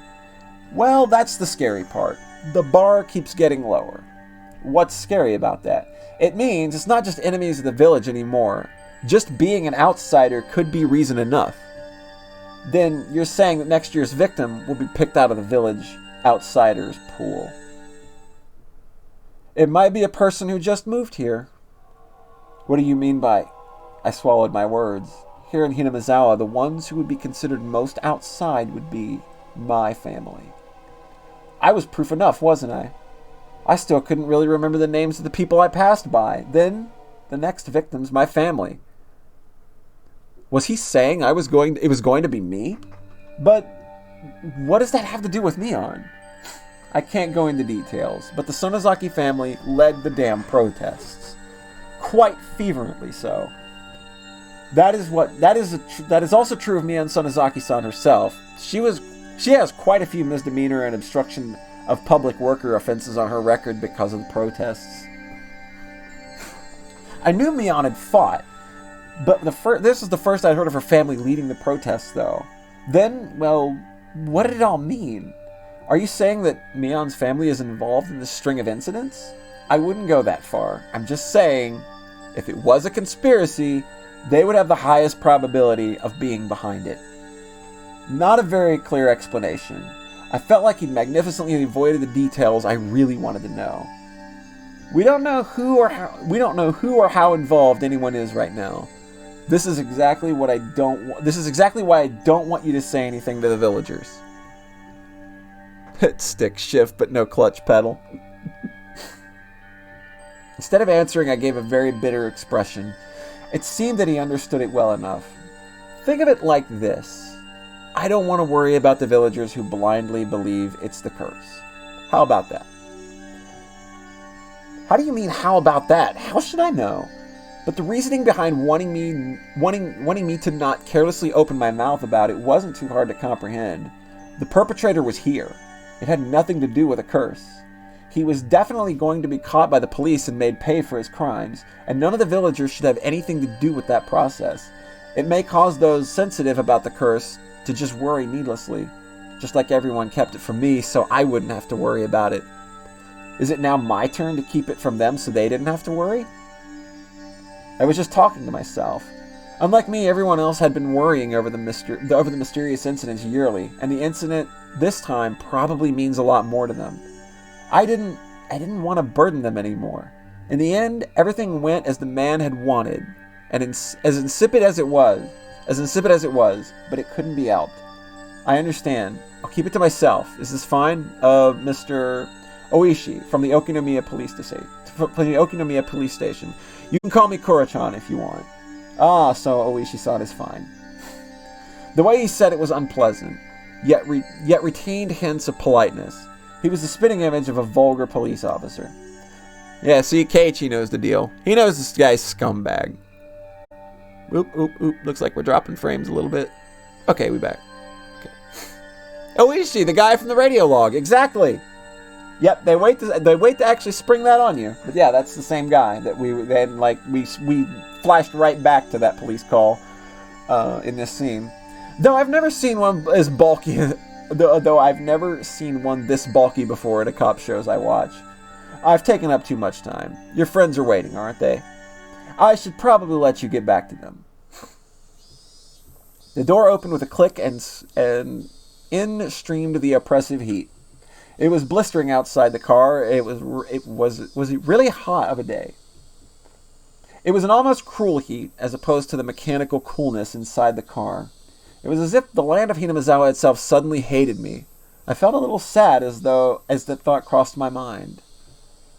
I didn't mean to suspect your friends. Please don't misunderstand that. I refrained from telling him that it was too late to say something that self-serving.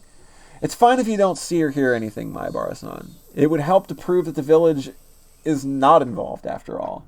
I'll contact you if I hear anything. But I'm no detective. Please don't expect too much from me. I won't. You don't have to become a detective. Just go on living as you have up until now. Just let me know if you notice anything. I hastily made my way back to the school building after giving him a quick bow. See you later. Farewell, Maibara-kun.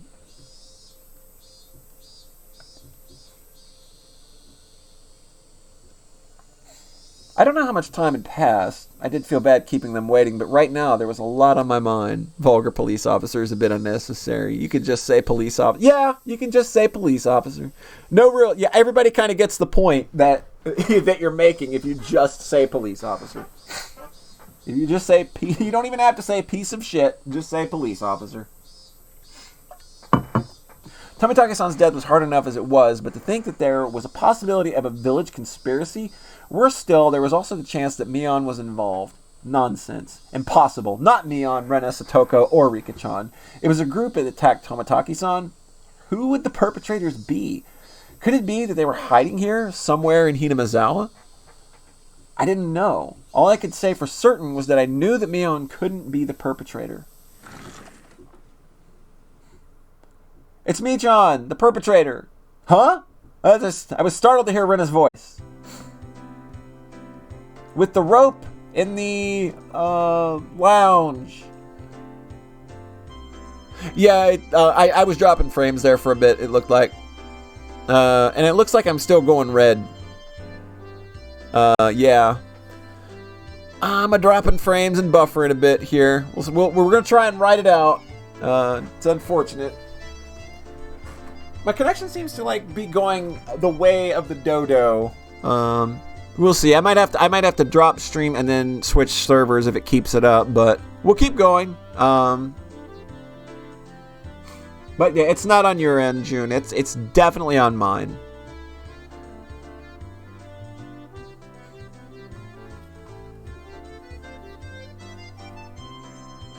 Okay, give me just a second here. We'll wait and see how this is going. If June has it, somebody can tell them to refresh, and that might get it evened out. I definitely did drop like 1,000 frames there, and the connection was red, so.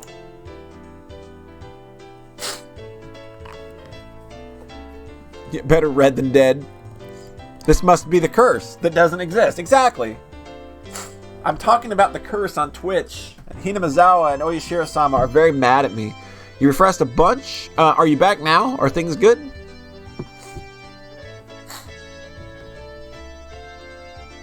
Okay, seems good now. Fantastic. Yeah, it looked like it dropped like 1,100 frames there pretty consistently, but it's been green for the last minute or so, so we should be good. Bwah! Nope! No! Rena clutched her head while flailing about. Looks like you were just self-destructing over there. Wow. Ah, Keiichi-san, you're quite late. As you may well know, I'm seething with anger. Ah, well, sorry about that. I was called into the staff room and you were reprimanded for bad behavior. That's a shame. Well, it's been pretty heated over here. Since it's getting pretty late, let's make the next game the last one. If I remember right, I had 0 points. Isn't it pretty much decided that I'm going to be finishing in last place? Don't worry, Keiichi-kun. I'm at -1 point. Jeez. Her score is lower than mine and I wasn't even playing. This is the final match to decide the penalty. If the penalty is going to be carried out by Rena alone or by both Kei-chan and Rena. Yeah, right. Just let Rena do the penalty by herself. We made a promise, Keiichi-kun, that we would both win. I waited all this time, you know? Oh, sorry about that. I followed my initial plan of showing Rena my cards, but didn't say who was the criminal and just waited for her to call. I got it. The murderer is me, with the poison at the entrance. It is it? Is it? Trust your friends. My Rena, quite a quick answer. Another stab in the dark? Oh. Rena's correct. Oh ho ho. Then it's decided that Keiichi-san shall take part in the penalty as well. Hooray! Keiichi-kun, let's both do our best. Yeah, let's do our best. Haha. It's my fault, so I have no choice. Then that's game. It's me, Mion Sonozaki, ranked first. In dead last are Keiichi Maebara and Rena Ryugu. Everyone applauded and the game ended. The problem now was the penalty. Now, when I rank first, so I'll decide what you'll buying for the gopher penalty. What will she make us buy, I wonder. Let's blacklist the drugstore. That was your aim, wasn't it? Huh? I don't have any business at the drugstore. This old man's already got a list prepared for you to go on a piece of paper. Whoa, there's a lot written here. A lot? Damn it, was she making us buy? 2 blocks of tofu, shampoo and conditioner, apple vinegar and fried tofu. The heck is this? It looks more like a shopping list than a penalty. Me was certain she was going to win today. Rule 7 of our society, you cannot refuse any penalty. Here's some money. The shampoo I usually get is Fruit Fable. Thanks. This is just your grocery list? I promised myself that if I won next time, I'd make her go buy hemorrhoid cream.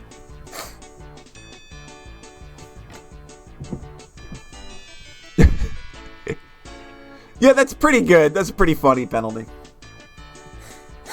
Mion is a very good troll, if anything. She's also a really good wingman, though. You've got to give her points. There are more than 4 perpetrators in search notice. More tips, y'all. We got tips. Let's check them tips. We need them tips. We live for tips. There are more than 4 perpetrators in the search notice, so there are more than 4 perpetrators.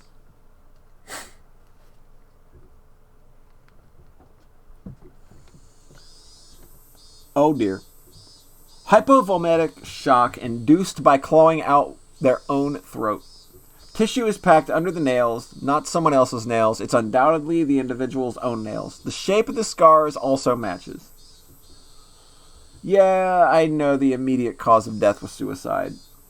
I get it. You're saying the cause of death is unnatural, right? That's not quite on the same level as when your back itches and you scratch a little too hard and draw blood, after all. Some of Tomitake's fingernails had been pulled out. Fingernails actually rip off surprisingly easily. But it really hurts. Yeah, I can guarantee that. It actually really fucking hurts. Under normal circumstances, the pain would prevent you from completely pulling them out. Also, there were a lot of bruises on Tomitake's body. It's clear from the shape of them that he was assaulted first by someone or a group of people. According to the toxicology report, the deceased was in an extreme state of hysteria before death. Then he fought back and clawed out his own throat because of how hysterical he had become. The guys attacking him certainly would have been surprised by that. Hey, did we look at Cop yet? Did we have a look at his sprites? Do we want to look at Cop's sprites? All right, this is his switch. That's his switch sprite. There's PS2, which I think gets across what he actually looks like a hell of a lot more. You told me to do it 3 times. I'm bad at watching chat on it's a game where I gotta read. And then there we go. Look at this guy. Look at him.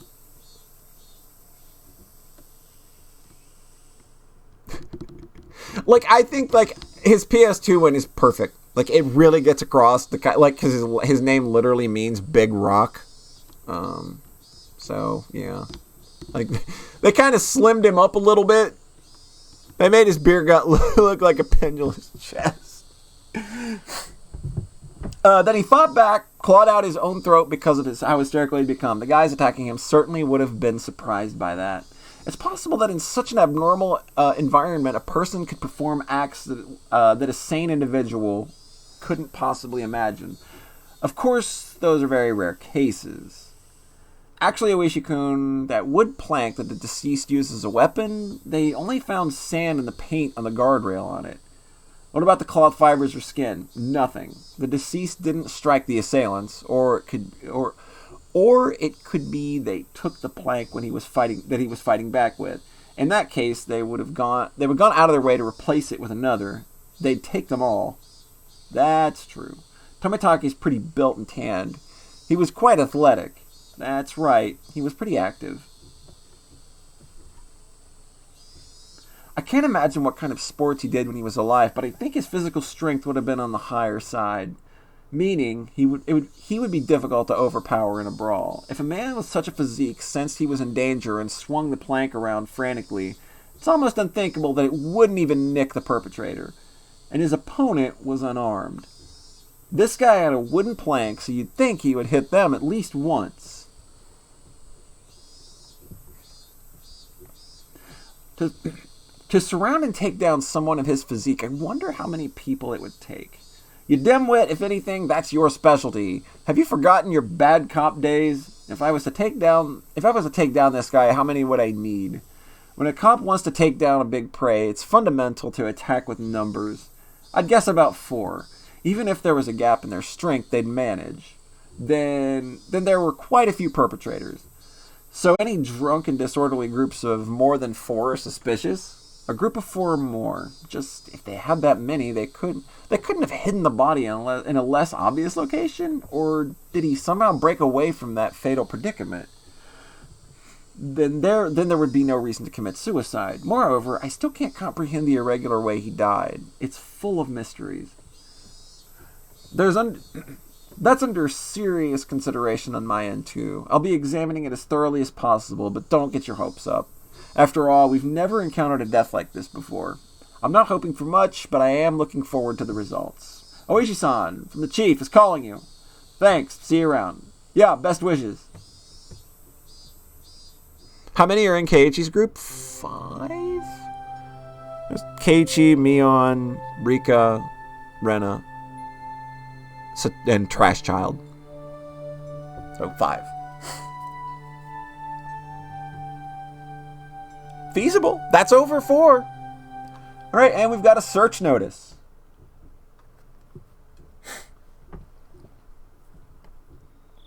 Jiro Tomitake, deceased. Resided in a cheap hotel in Shishibone City. Registered under the name Jiro Tomatake. Pen name. Travels via folding bike, no license. The bicycle was found 300 meters away, abandoned at the side of the forest path. Present at the day of the festival, accompanied by missing Mio Takano. Was seen around 9 p.m. by police. Location afterward unknown. Held residence in Hinamizawa for 1 week each season for the last 5 or 6 years. Freelance photographer specializing in wild birds. Checked with magazine companies. Nothing suspicious in the firm located among the articles of the deceased. Wallet was among the articles of the deceased. Mere act of violence? From the contents of his wallet, we spend most of his time around Tokyo and Chiba, along with Sobu National Railway Line. No individual matching the name Jiro Tomatake in the residency records of any of the Tokyo wards. Compare teeth to dental records. Send to Metro Police. Attach a photo. Send to Metro Police. Contact magazines regarding Jiro Tomatake. Mio Takano, missing. Nurse at Irie Clinic. Became close to Tomatake through her passion for wild bird photography. Resides in Okinomiya X District SXX. Single. Witnessed accompanying Tomatake on the festival grounds, currently missing. Abducted, or maybe a suspect. An important person of interest. Had no motive to kill the deceased. Squabble from jealousy. Need to thoroughly investigate their relationship, place of work, etc. Need to get information from the police on scene again. I want some cream puffs. 4 jumbo ones. Oishi. Get this man his cream puffs.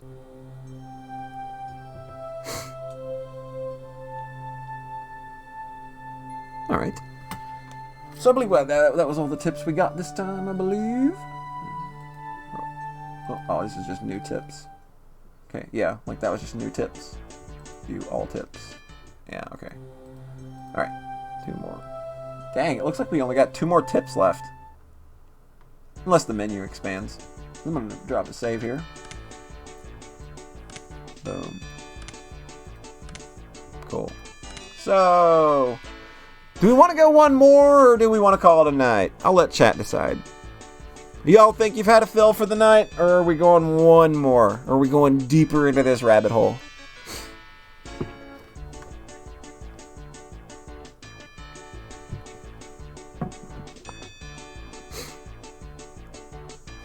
Gotta vote for one more from a very enthusiastic June, who I didn't know was also a fellow Higurashi fan until today. So, that's good.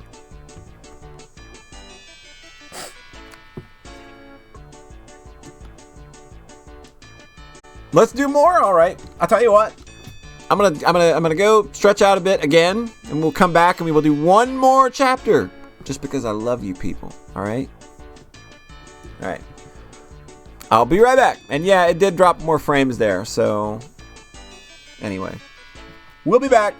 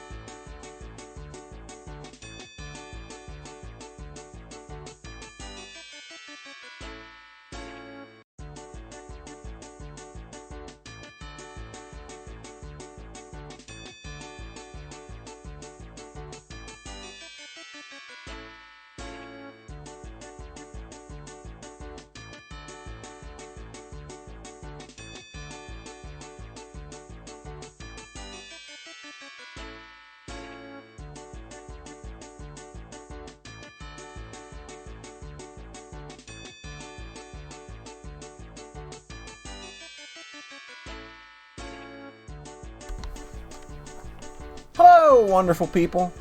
We back. I'll give everybody a minute or two to get resettled in before we dive back in to happy fun times where a curse doesn't exist. It's totally fine. Don't worry about it. No such thing. Think you curse? What are you? Just a big baby. Big old babies believe in curses. That's who believes in curses.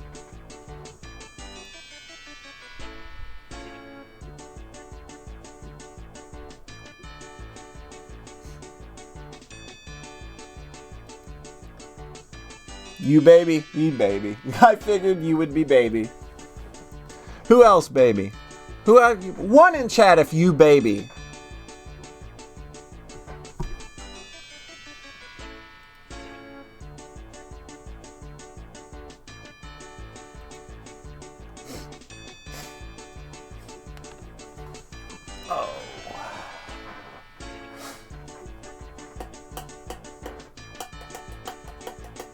I didn't know that about you, Jetstorm.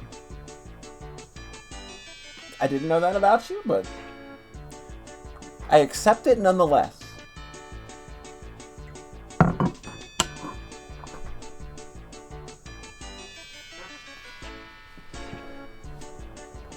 It's a great BRB music.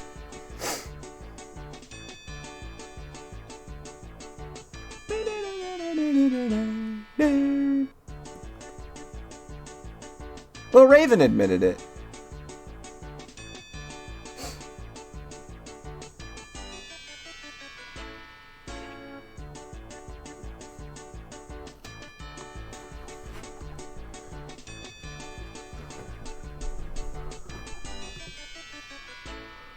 Yeah, the one would be redundant.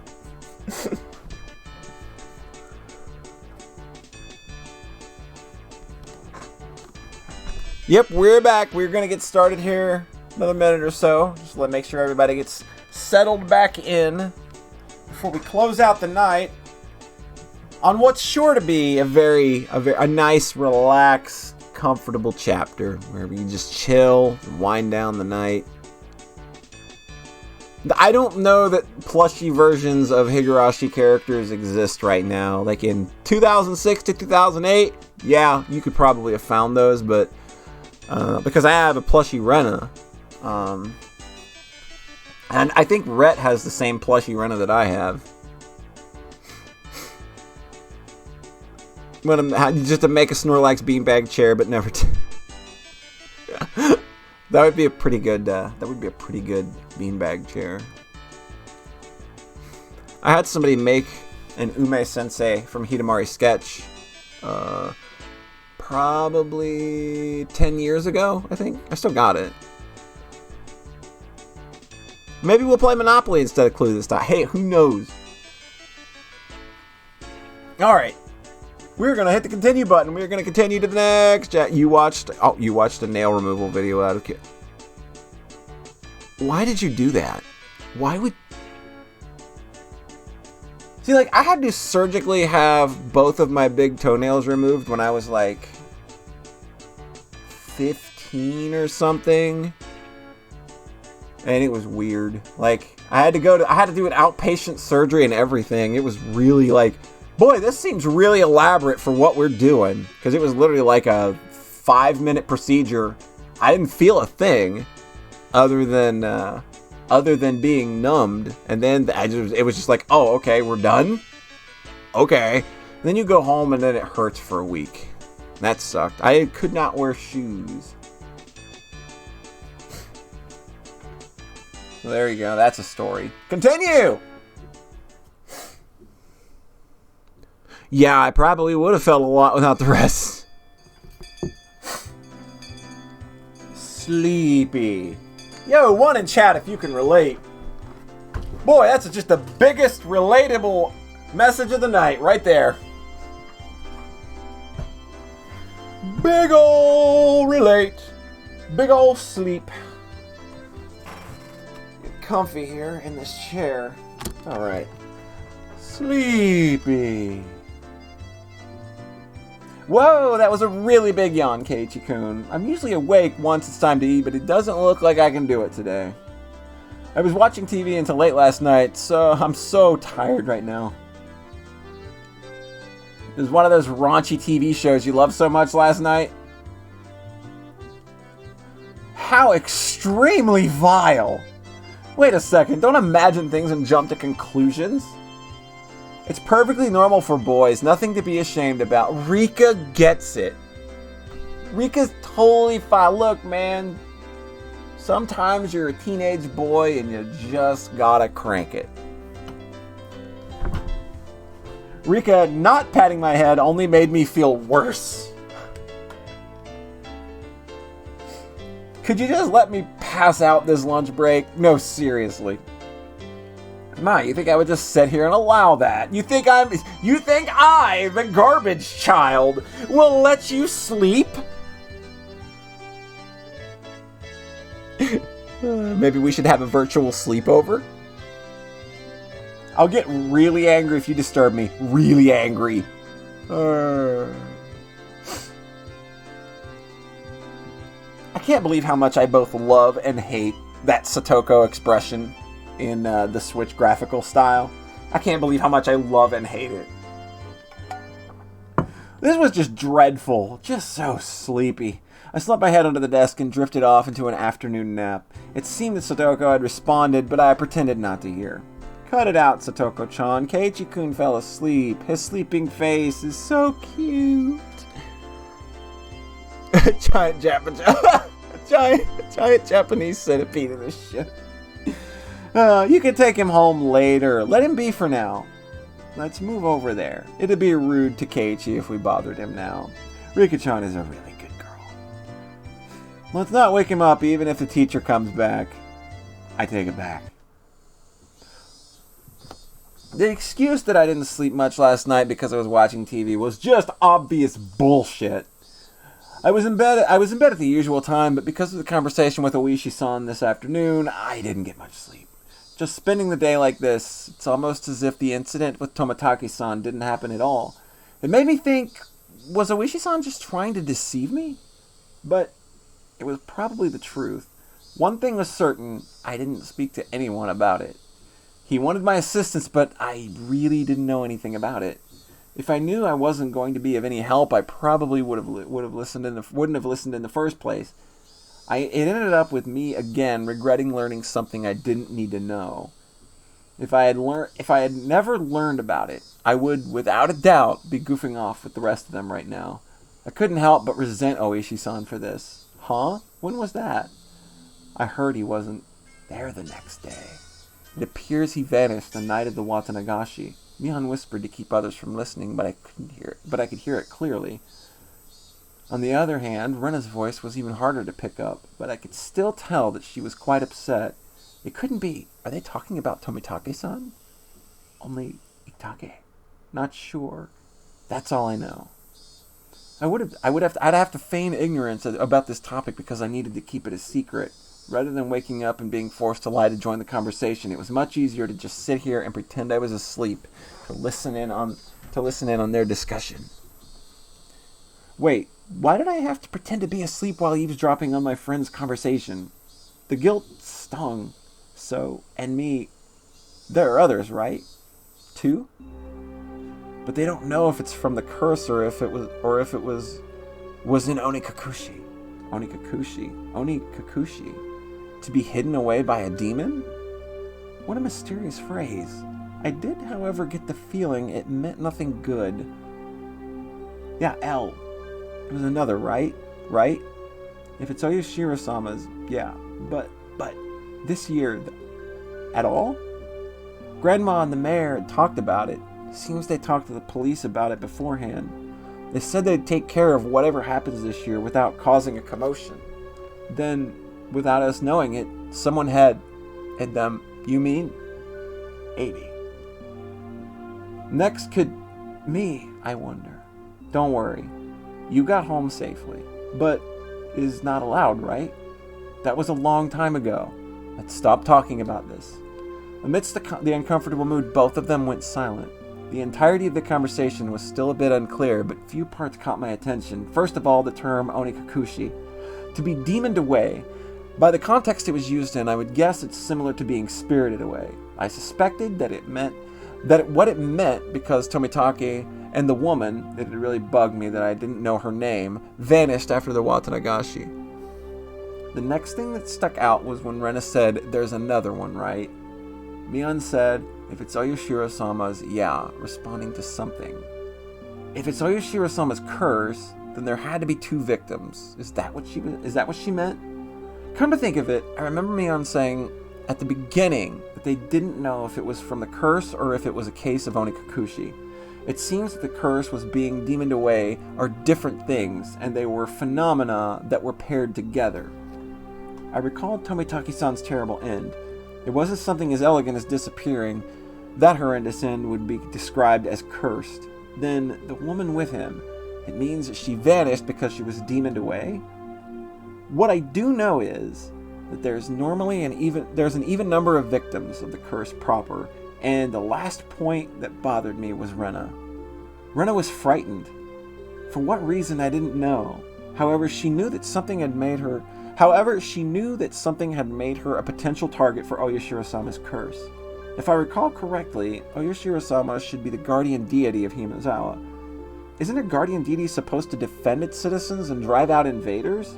If I recall correctly yesterday, Oishi-san said that originally the targets were enemies of the village, but recently there were no longer any distinction between them or regular outsiders. But if that was the case, then I would think that I would be a more likely target, having moved here more recently than Rena. From her composure, I could infer that she was grimly certain that she would be next. I should probably relay what I just heard to Oishi-san. Informing the police of what I heard by eavesdropping on my friends while pretending to be asleep, it made me feel terrible. It raised a few questions and left me with a bad taste in my mouth. Would it be better not to seek the answers to those questions? As I continued to learn more and more, I felt like I had fallen past the point of no return. I would definitely regret this one day.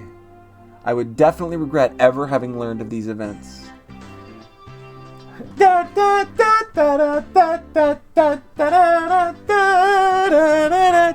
Who wants to play some games?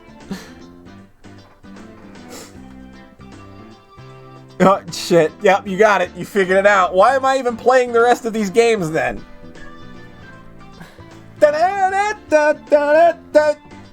The teacher approaches. Keiichi-san, you must awaken. In the distance, I could hear the ring of the handbell signaling the start of afternoon classes. Gah, I couldn't sleep at all. I hastily opened my eyes and raised my head up. It was in that moment when I leaned against the back of my seat. There was a thumbtack stuck to the back of my chair with tape. Circumstantial evidence was enough. Trash child. Guilty without a trial. Capital punishment. I furiously jumped up from my seat and tripped as if my feet were tangled up. My shoelaces had been tied together. Not bad, Satoko. While I was sleeping, you were able to conceal your presence to pull off this fine piece of work. The teacher came in right as I was about to pull off my shoes and tackle Satoko. Did you not notice that our teacher has arrived, Keiichi-san? Take your seat. Weird. Getting a close-up on this face is never gonna not be fantastic. I feel like this has to be the thumbnail now. Like I've gotta make sure that that's screenshotable for the thumbnail. There we go. Not caring one bit, I made her eat a flick to the forehead. Blah! Keiichi-san's being mean. Hey, don't pick on the younger kids, Maibara-kun. Apologize to her. I saw Satoko stick her tongue out at me, the little bitch. Come on, Maibara-kun. Yeah, I'll apologize. Sorry, Satoko-san. In any case, I apologize even if it was completely insincere tone of voice. Damn her, I'll remember this. Kei-chan, get your revenge at the club meeting. Take your seat. I sat down after Mion told me to. She'd switched to class representative mode.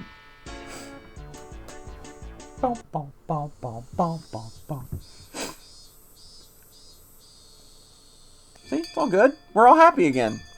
We're just palling around, flicking our friends on the forehead. It's great. With the boarding classes finished, school was finally over for the day. Now then, what should we do for our club today? Personally, I'd like to play that deduction game one more time. I was hardly able to play it last time because of Oishi-san. Rena and I weren't even able to test out our strategy.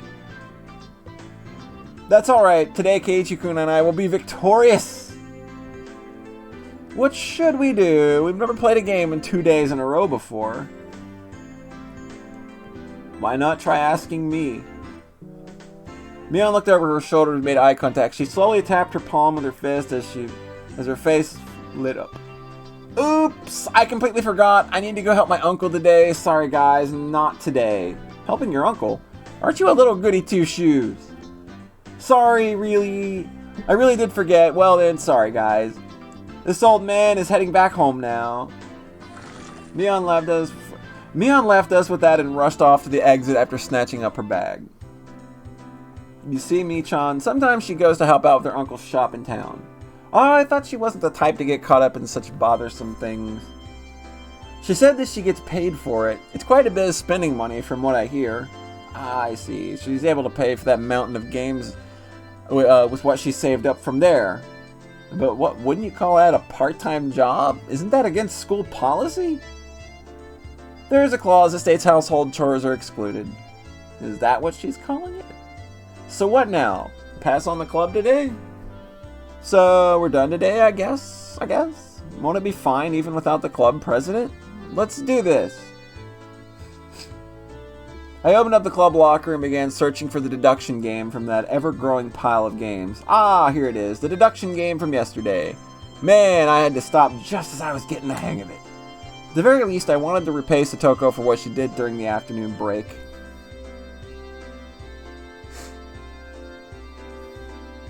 I do not mind, but this is fine. This is fine for Rena and Rika. If Keiichi-kun wants to so badly, I wouldn't mind playing for a bit. I think it's better if we do it when we have everyone together. She says it like that. I wanted to go shopping if there wasn't a club meeting today. Going to buy soy sauce and other things. Oh, that's right. I completely forgot. Well, I guess since it's been a while, we should go treasure hunting. What's this now? Everyone no longer in the mood for club activities? If I kept trying to push the matter, it may make them realize I had a trick up my sleeve. Ah, well, I'll give up. Man, I was really looking forward to playing it. I stuffed through the cards as if I was still caught up on it. At the next opportunity, I shall give you a sound thrashing. Oh, ho, ho. The murderer is Satoko. The murder weapon is the pistol. It was you after all. What did you say? Then I'll just... Satoko looked through the cards of the deck and stuck out 3 of them at me. The murderer is Keiichi in the lounge with the rope. I don't need no rope. I'll just strangle you like this. No, Keiichi is such a beast. Well, I guess it was good that I got that out of my system. Somebody screenshot that for Rhett, please. That's one. Rhett'll love that one. Bwah! I'll remember this, Keiichi-san. She was used as a plaything for quite a while. You poor thing. Cute, cute. Everyone got ready to go back home. I also helped gather up the scattered cards. I suddenly paused. They were just the suspect cards, but I noticed something strange. Rena, Satoko, Rika, Keiichi, Mion, Satoshi. Satoshi? Huh? Polythink. Satoshi. Not all the cards were made by us. Or at least every card besides this one has the name of a club member. Does this mean that Satoshi fellow is a member? Was there someone else in the class named Satoshi? I couldn't find anyone named Satoshi on the class roster stuck up on the wall. Keiichi-kun, let's hurry and finish cleaning up. Being rushed by Rena, I finished up quickly. Satoko and Rika-chan had already headed merrily to their lockers, so we were the only ones left in the classroom. Right now, Rena had already gotten her bag and was ready to leave. Rena, there must be quite a few people who transfer from this school, right? I tried asking Rena in a bit of a roundabout way. Rena made a troubled face and then answered. Yeah, Hinamizawa is a rural town, after all. Some people transfer out every now and then. Then is Satoshi another one of those transferees?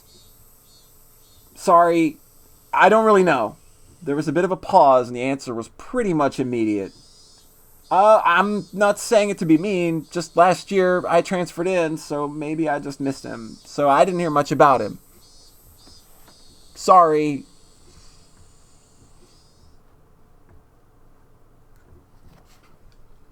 I'm not sure. Sorry. Her answer was a lot like when she refused to tell me about the murder at the dam. I was saddened by her denial, felt a little bit of anger. I'm their friend, aren't I? Friends don't keep secrets from friends, do they? Though I do appreciate that they kept the unsettling curse thing from me, but if everyone is worried about it, I'd rather be worried with them. That's what it means to be friends, right? For a moment I wondered what kind of face I was making just then, with these mixed feelings and sadness and annoyance. Keiichi-kun, you're making a scary face. Why is that? Why? It was probably exactly the kind of face Rena said it was. It appeared my grim expression had frightened her. Sorry, I was just really looking forward to the club today. I'm just really feeling down about it. I rustled Rena's hair. Let's go home. Dragging that awkward mood with us, we headed home.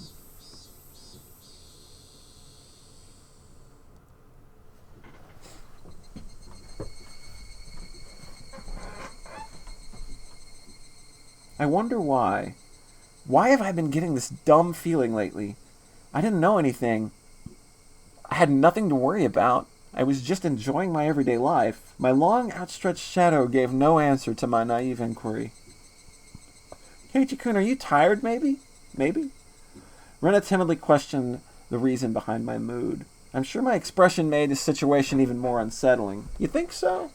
Yeah, you seem to be a little bit out of it ever since this morning. Maybe a cold? Physically, I was pretty sure I was in perfect health. It may not seem like it, but I had perfect attendance since elementary school. Rena continued since I didn't give her an answer. It could be that fatigue from moving has finally caught up to you. It's completely different from when you used to live, after all. Of course, you've gotten tired since there's so much you need to get used to and remember. Maybe that's it. Yeah, it has to be. Rena was also like that at first, too. I can tell, you know? I wondered if Rena also experienced a slight bit of alienation last year that I was feeling right now. Thinking so, I felt that she was the only one who could understand how I felt. I'd like to hear about when you first came to Hinamizawa. How was it? Feeling I had been drawn into the conversation, her face suddenly brightened. It was the same as Keiichi-kun. I didn't know the villagers' names at all. Michan and the rest were all very kind, so I wasn't lonely. But I did still feel a little out of place. Rena told me all the details, and she hadn't moved here. All of her first acquaintances and surprises, worries, and good times. So, Satoko got you too. Yeah, there was a thumbtack on my chair. Poke! Then with that, that really takes me back. When were you invited into the club? The first day?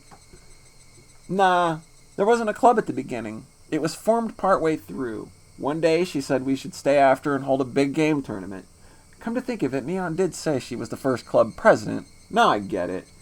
This is a secret, but Michan used to be really bad at the beginning. She'd never win. Huh? Mion? Really? I can't even imagine that. She had to do most of the penalties that she came up with. Seriously, don't tell. I can't believe Mion was like that. So she gradually transformed into a monster who's used any means necessary to win during that time. Mion is at her best when she's fighting dirty.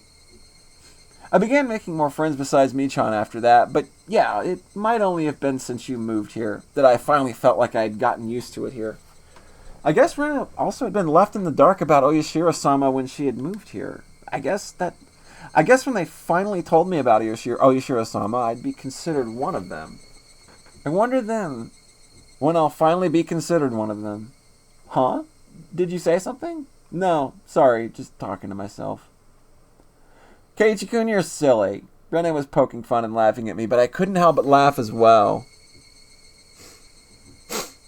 Mion's not crazy. Everybody in the series is perfectly normal and calm, I'll have you know. But I suddenly stopped. Then, after making up my mind, I spoke. Hey, Rena, is there something that everybody's keeping from me? Huh? No, not at all. You're lying, aren't you? Rena suddenly stopped. Her expression was cold and intense. What do you mean by that, Keiichi-kun? Her tone was still the same, cheery and light-hearted one as before. You aren't, are you? You are, aren't you? Keeping something from me. After understanding what I meant, her expression grew even more intense. Seeing that face, I regretted saying something so rash. But she came back at me in a way I didn't expect. Well then, Keiichi-kun, aren't you keeping something from us? Huh? Her tone didn't change, but it was the first time I'd seen this expression from Rena. With how her gaze pierced through me, I couldn't believe that this was the same Rena. Aren't you? Lies or secrets? Aren't you? You are. Secrets. She didn't actually say that part, but she looked as if she did. The incident with Tomitake-san, and how I felt alienated from the group. Even without having to think about it, there were things I knew that I felt guilty about. But I didn't tell everyone about what happened when Tomitake-san, to be considerate. It was keeping a secret just the same way it didn't tell me about it. I was keeping it a secret just the same way that they didn't tell me about Oyashiro-sama. Then, aren't we even? No, I'm not. No lies. No secrets. Liar. Her answer was instant and shook me. Rena stared as if burrowing through me, watching me like a hawk. Why would you say that I'm lying?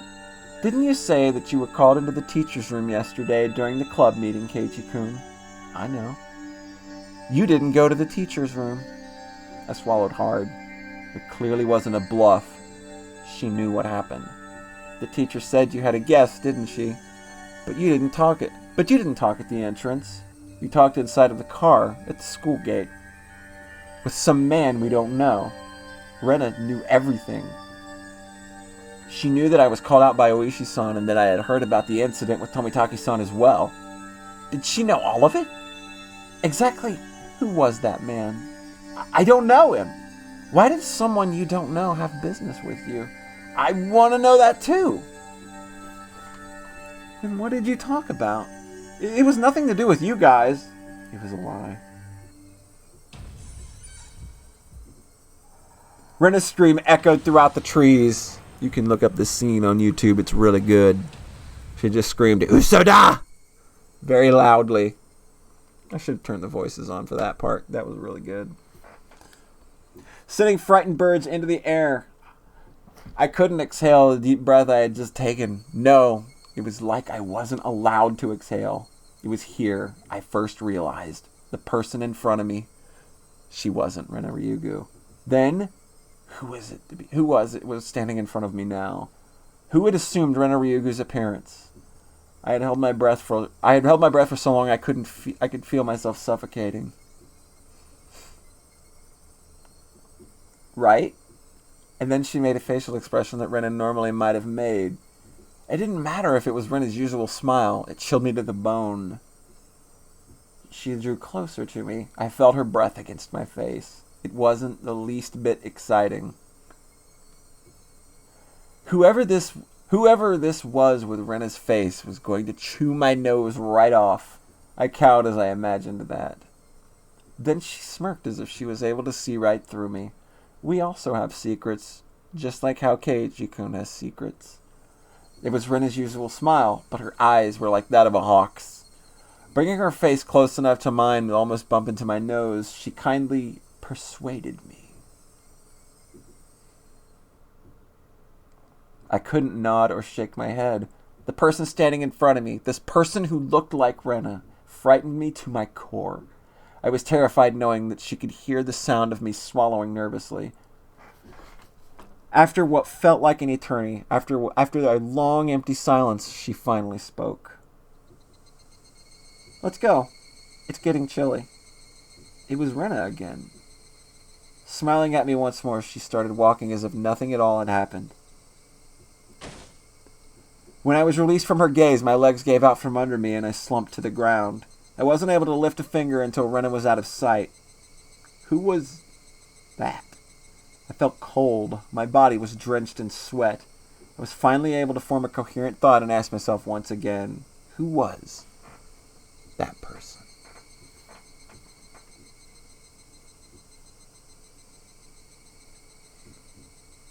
I like how they address that. Like, it's like, I am 100% like, yeah, like, this is shit that you tell your friends. Like, it's really important. A lot of this show is, a lot of this story is about communication and trust and understanding. And they wrap all this up in a really good way. It's just going to be a really long time to get there.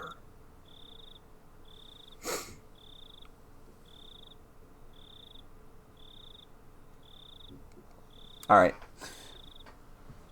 I was out of it and couldn't bring myself to do anything until dinner except stare blankly into space. Was I terrified from Rena going off on me? No, that's not right. There was someone else who only looked like Rena. Then who could it have been? It was a dreadful feeling, knowing that it was someone else, not Rena. So tomorrow I shouldn't have a problem talking to Rena like I usually do. That thought was strangely comforting. I concluded that I should just calm down and clear my head.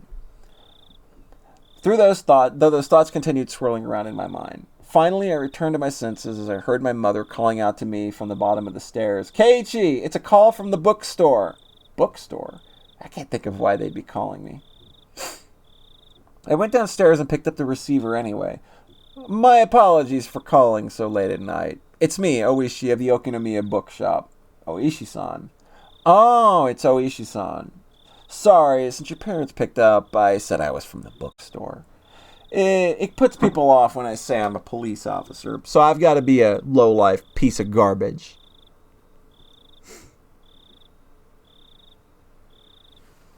Oishi-san was, in his own way, rather courteous. I don't call that courteous at all. Even so, I didn't want my parents hearing me talk to the police.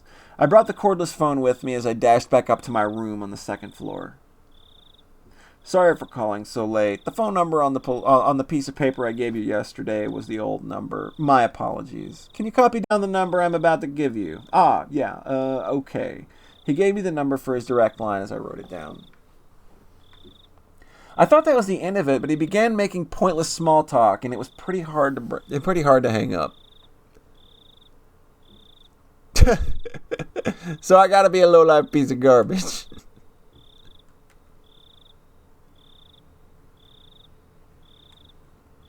Oh yeah, yeah. Yeah, let's not nobody take anything seriously, I hope. We're all just here to kind of debate it together. Some of us know this story and some of us don't.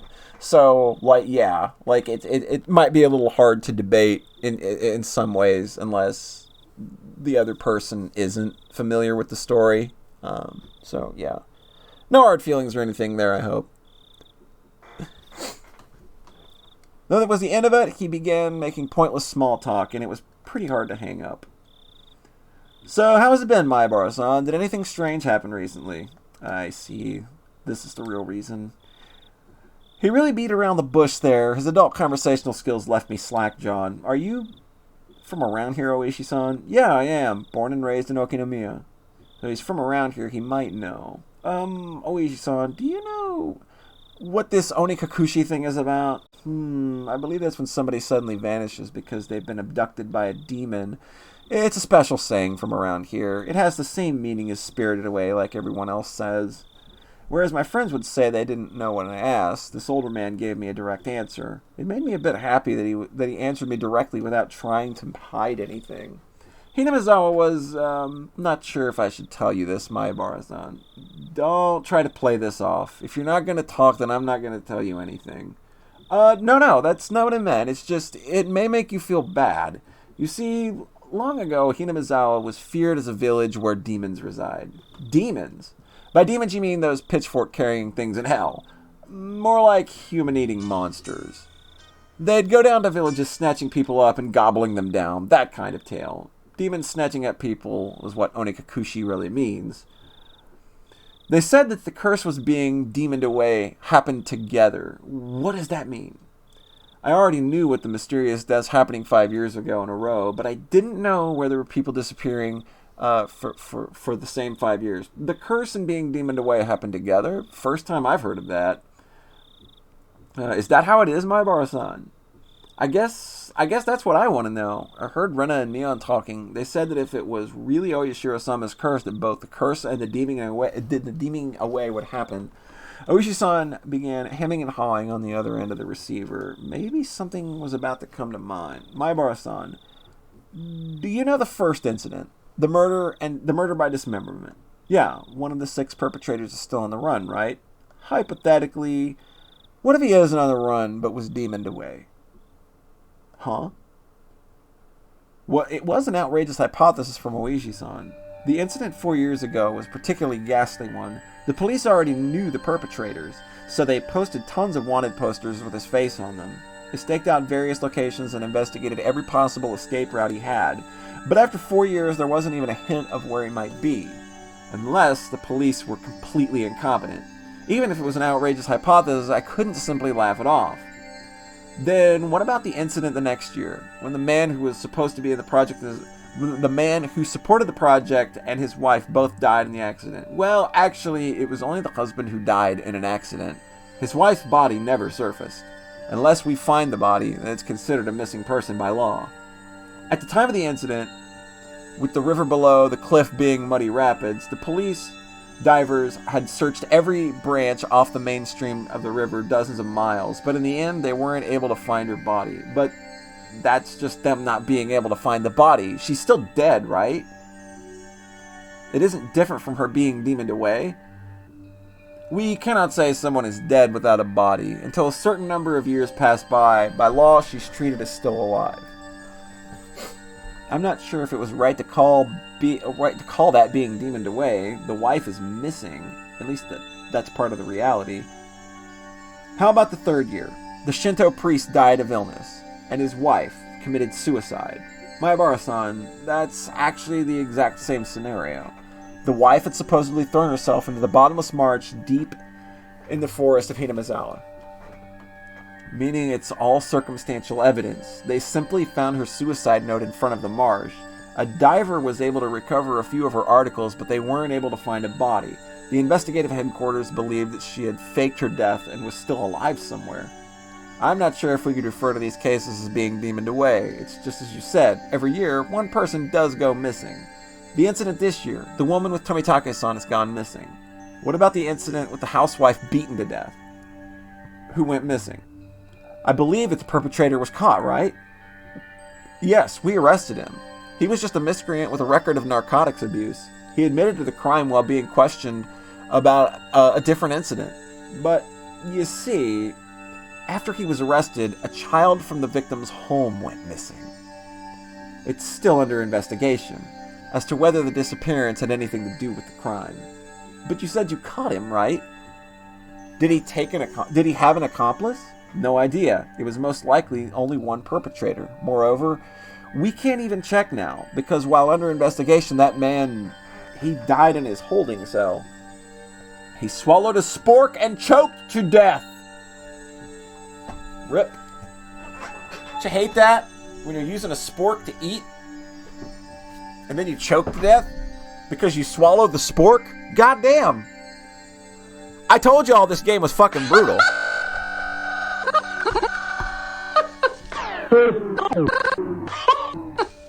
Thank you for the host, Doom Shotgun. Sporks don't mess around. I told y'all this game was serious and had some serious content warnings. It's not known whether it was an accident or suicide. Meaning for the last 5 years, there's always one person who dies and one who goes missing. That's about right. No, actually, I'm surprised as well. I never realized they had that in common. I couldn't believe that this could help lead to the closing of the incidents. It was just something that they had in common. Could it be that those demoned away have something in common? Oishi-san mumbled as he seemed to be thinking about it. So I summarized the events. The first year was the dam employee. Second year was the wife of a dam project supporter. Third year was the wife of the Shinto priest. Fourth year was the victim's family's child. And the fifth year was the victim's girlfriend, I guess. It doesn't seem like there's anything that connects them. With the exception of the first year, wives and girlfriends, those do stand out. It does seem like there were a lot. Then that means the fourth year's victim's child was different. It would have really stood out if it were all married couples, except it's not just married couples, but parents and children as well. Come to think of it, I believe Tomitaki-san also told me the younger brother is alive and has moved, if I recall correctly. The child that went missing in the fourth year, who were they? Apparently, he was quite mature, 1 year older than you. His name was Satoshi Hojo-san. Boom. Boom. Boom. Boom. That's the big one. Big old drop there. Huh? Satoshi? I remembered that name. Didn't they tell me Satoshi transferred out last year? He was at your school up until last year. Didn't they tell you anything about him? Come to think of it, when I transferred in, I believe they said my seat belonged to a recent transfer student. Then, where I sat once belonged to the one who was demoned away. It was his seat?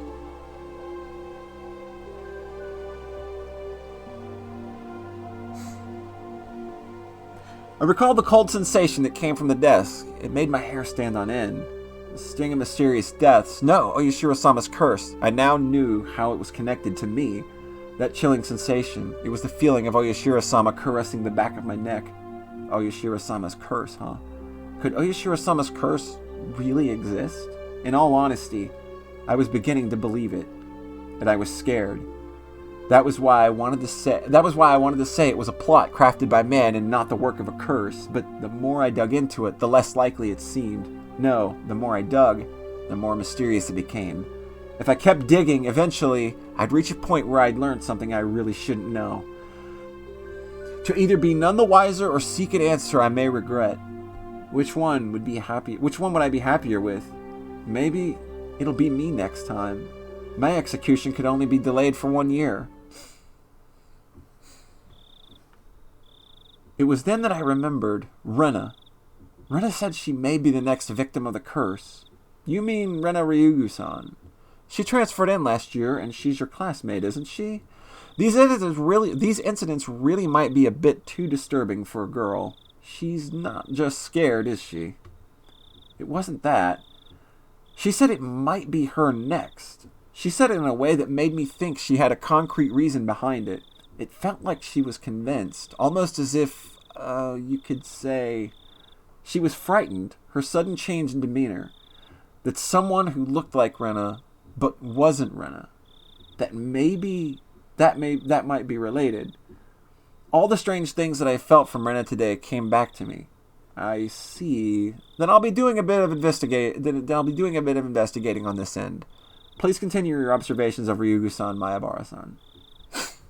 Are you asking me to keep Rena under surveillance? That's not what I mean, Mayabara-san. I just want you to watch out for your friend so she doesn't end up the next victim.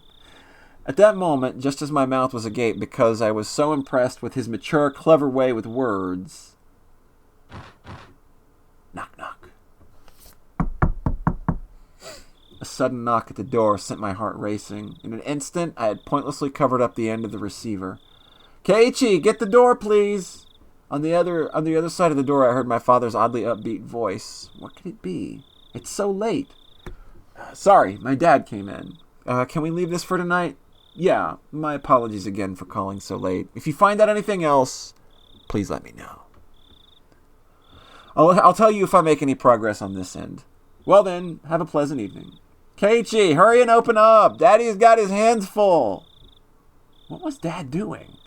I had stayed the same position while on the phone the whole time, so my joints were aching. When I opened the door, I saw my father standing there with a tray. On the tray, cookies, 2 cups of black tea, and a fairly fancy spread for our household. There was even a sugar and lemon slices on the side, everything you could ask for. This was quite a show of hospitality. What's going on, Dad? What's all this for? Come now, don't play around, Keiichi. I'm coming in. Dad was in high spirits and had a smirk on his face, but for my entire life, I've never seen him act this hospitable. What had gotten into him? So, what were you talking about? I jumped.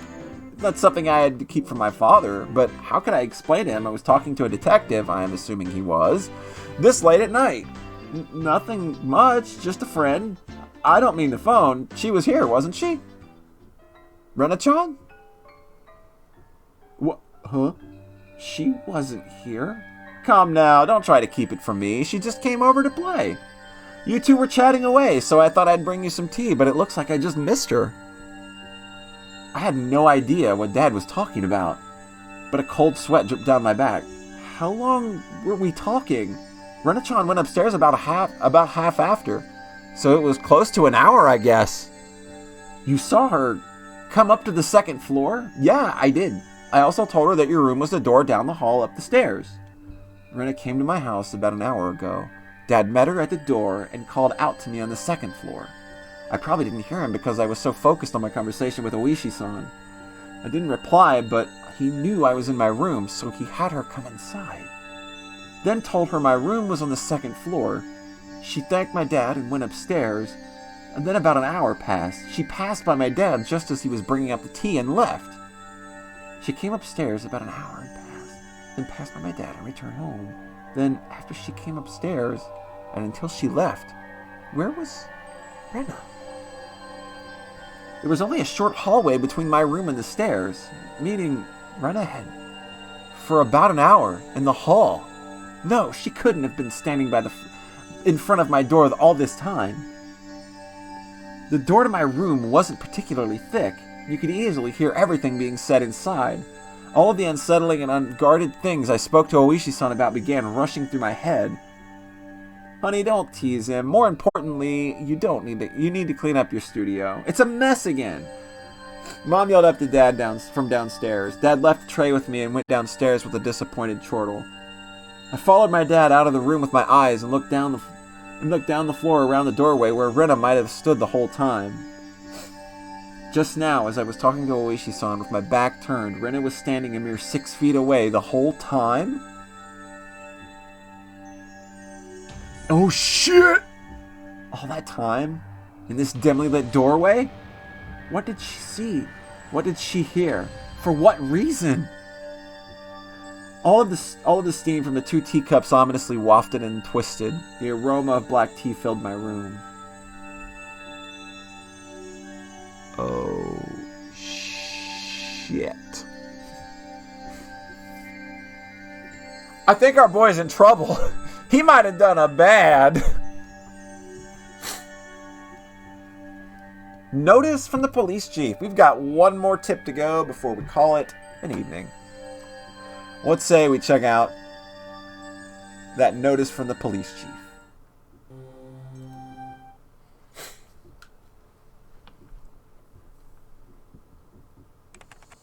July 1st, 1982. To Departments 1 through 12, XX Prefectural Police Headquarters, Director General X. To the Chief Constable and all facility managers, regarding cases situated in the Hinamizawa Village, notice. All cases in Shishibone City, Hinamizawa Village, have been reported by certain sections of mass media. It has drawn global attention, which is causing serious repercussions for the local residents. This has become a very serious situation. To protect the livelihood and prosperity of the residents, the following notice has been issued. 1. Designate the following criminal investigations as classified. Okinomiya Station 1982, case number X. Hinamizawa Village housewife murder, dated June XX. Okinomiya Station 1982, case number X. Hinamizawa Village student disappearance, dated June XX. 2. Non-disclosure of information. Okinomiya Station 1979, case number X. Hinamizawa Site foreman murder, dated June X.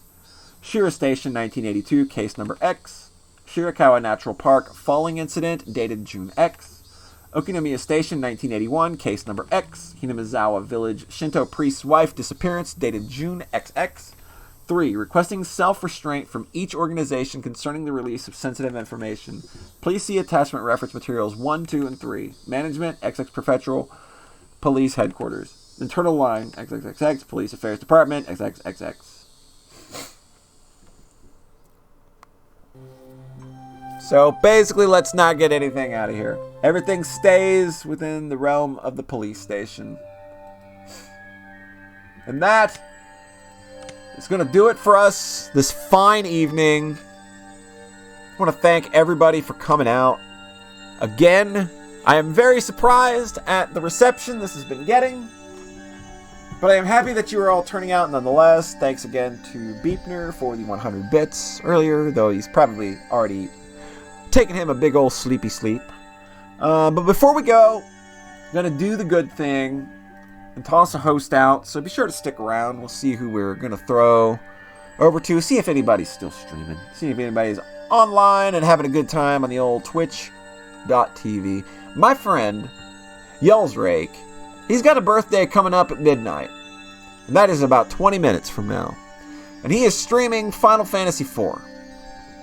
So why don't we all go over, if we can, and drop him a nice happy birthday to round out tonight's stream. So we're going to do that, and we'll be back again tomorrow night, 8 p.m. Eastern Daylight Time, same time, for probably about another 2.5 to 3 hours. We're deep in the shits now, people. The story's only going to get wilder from here. So again, thanks for coming out, and we will catch you next time.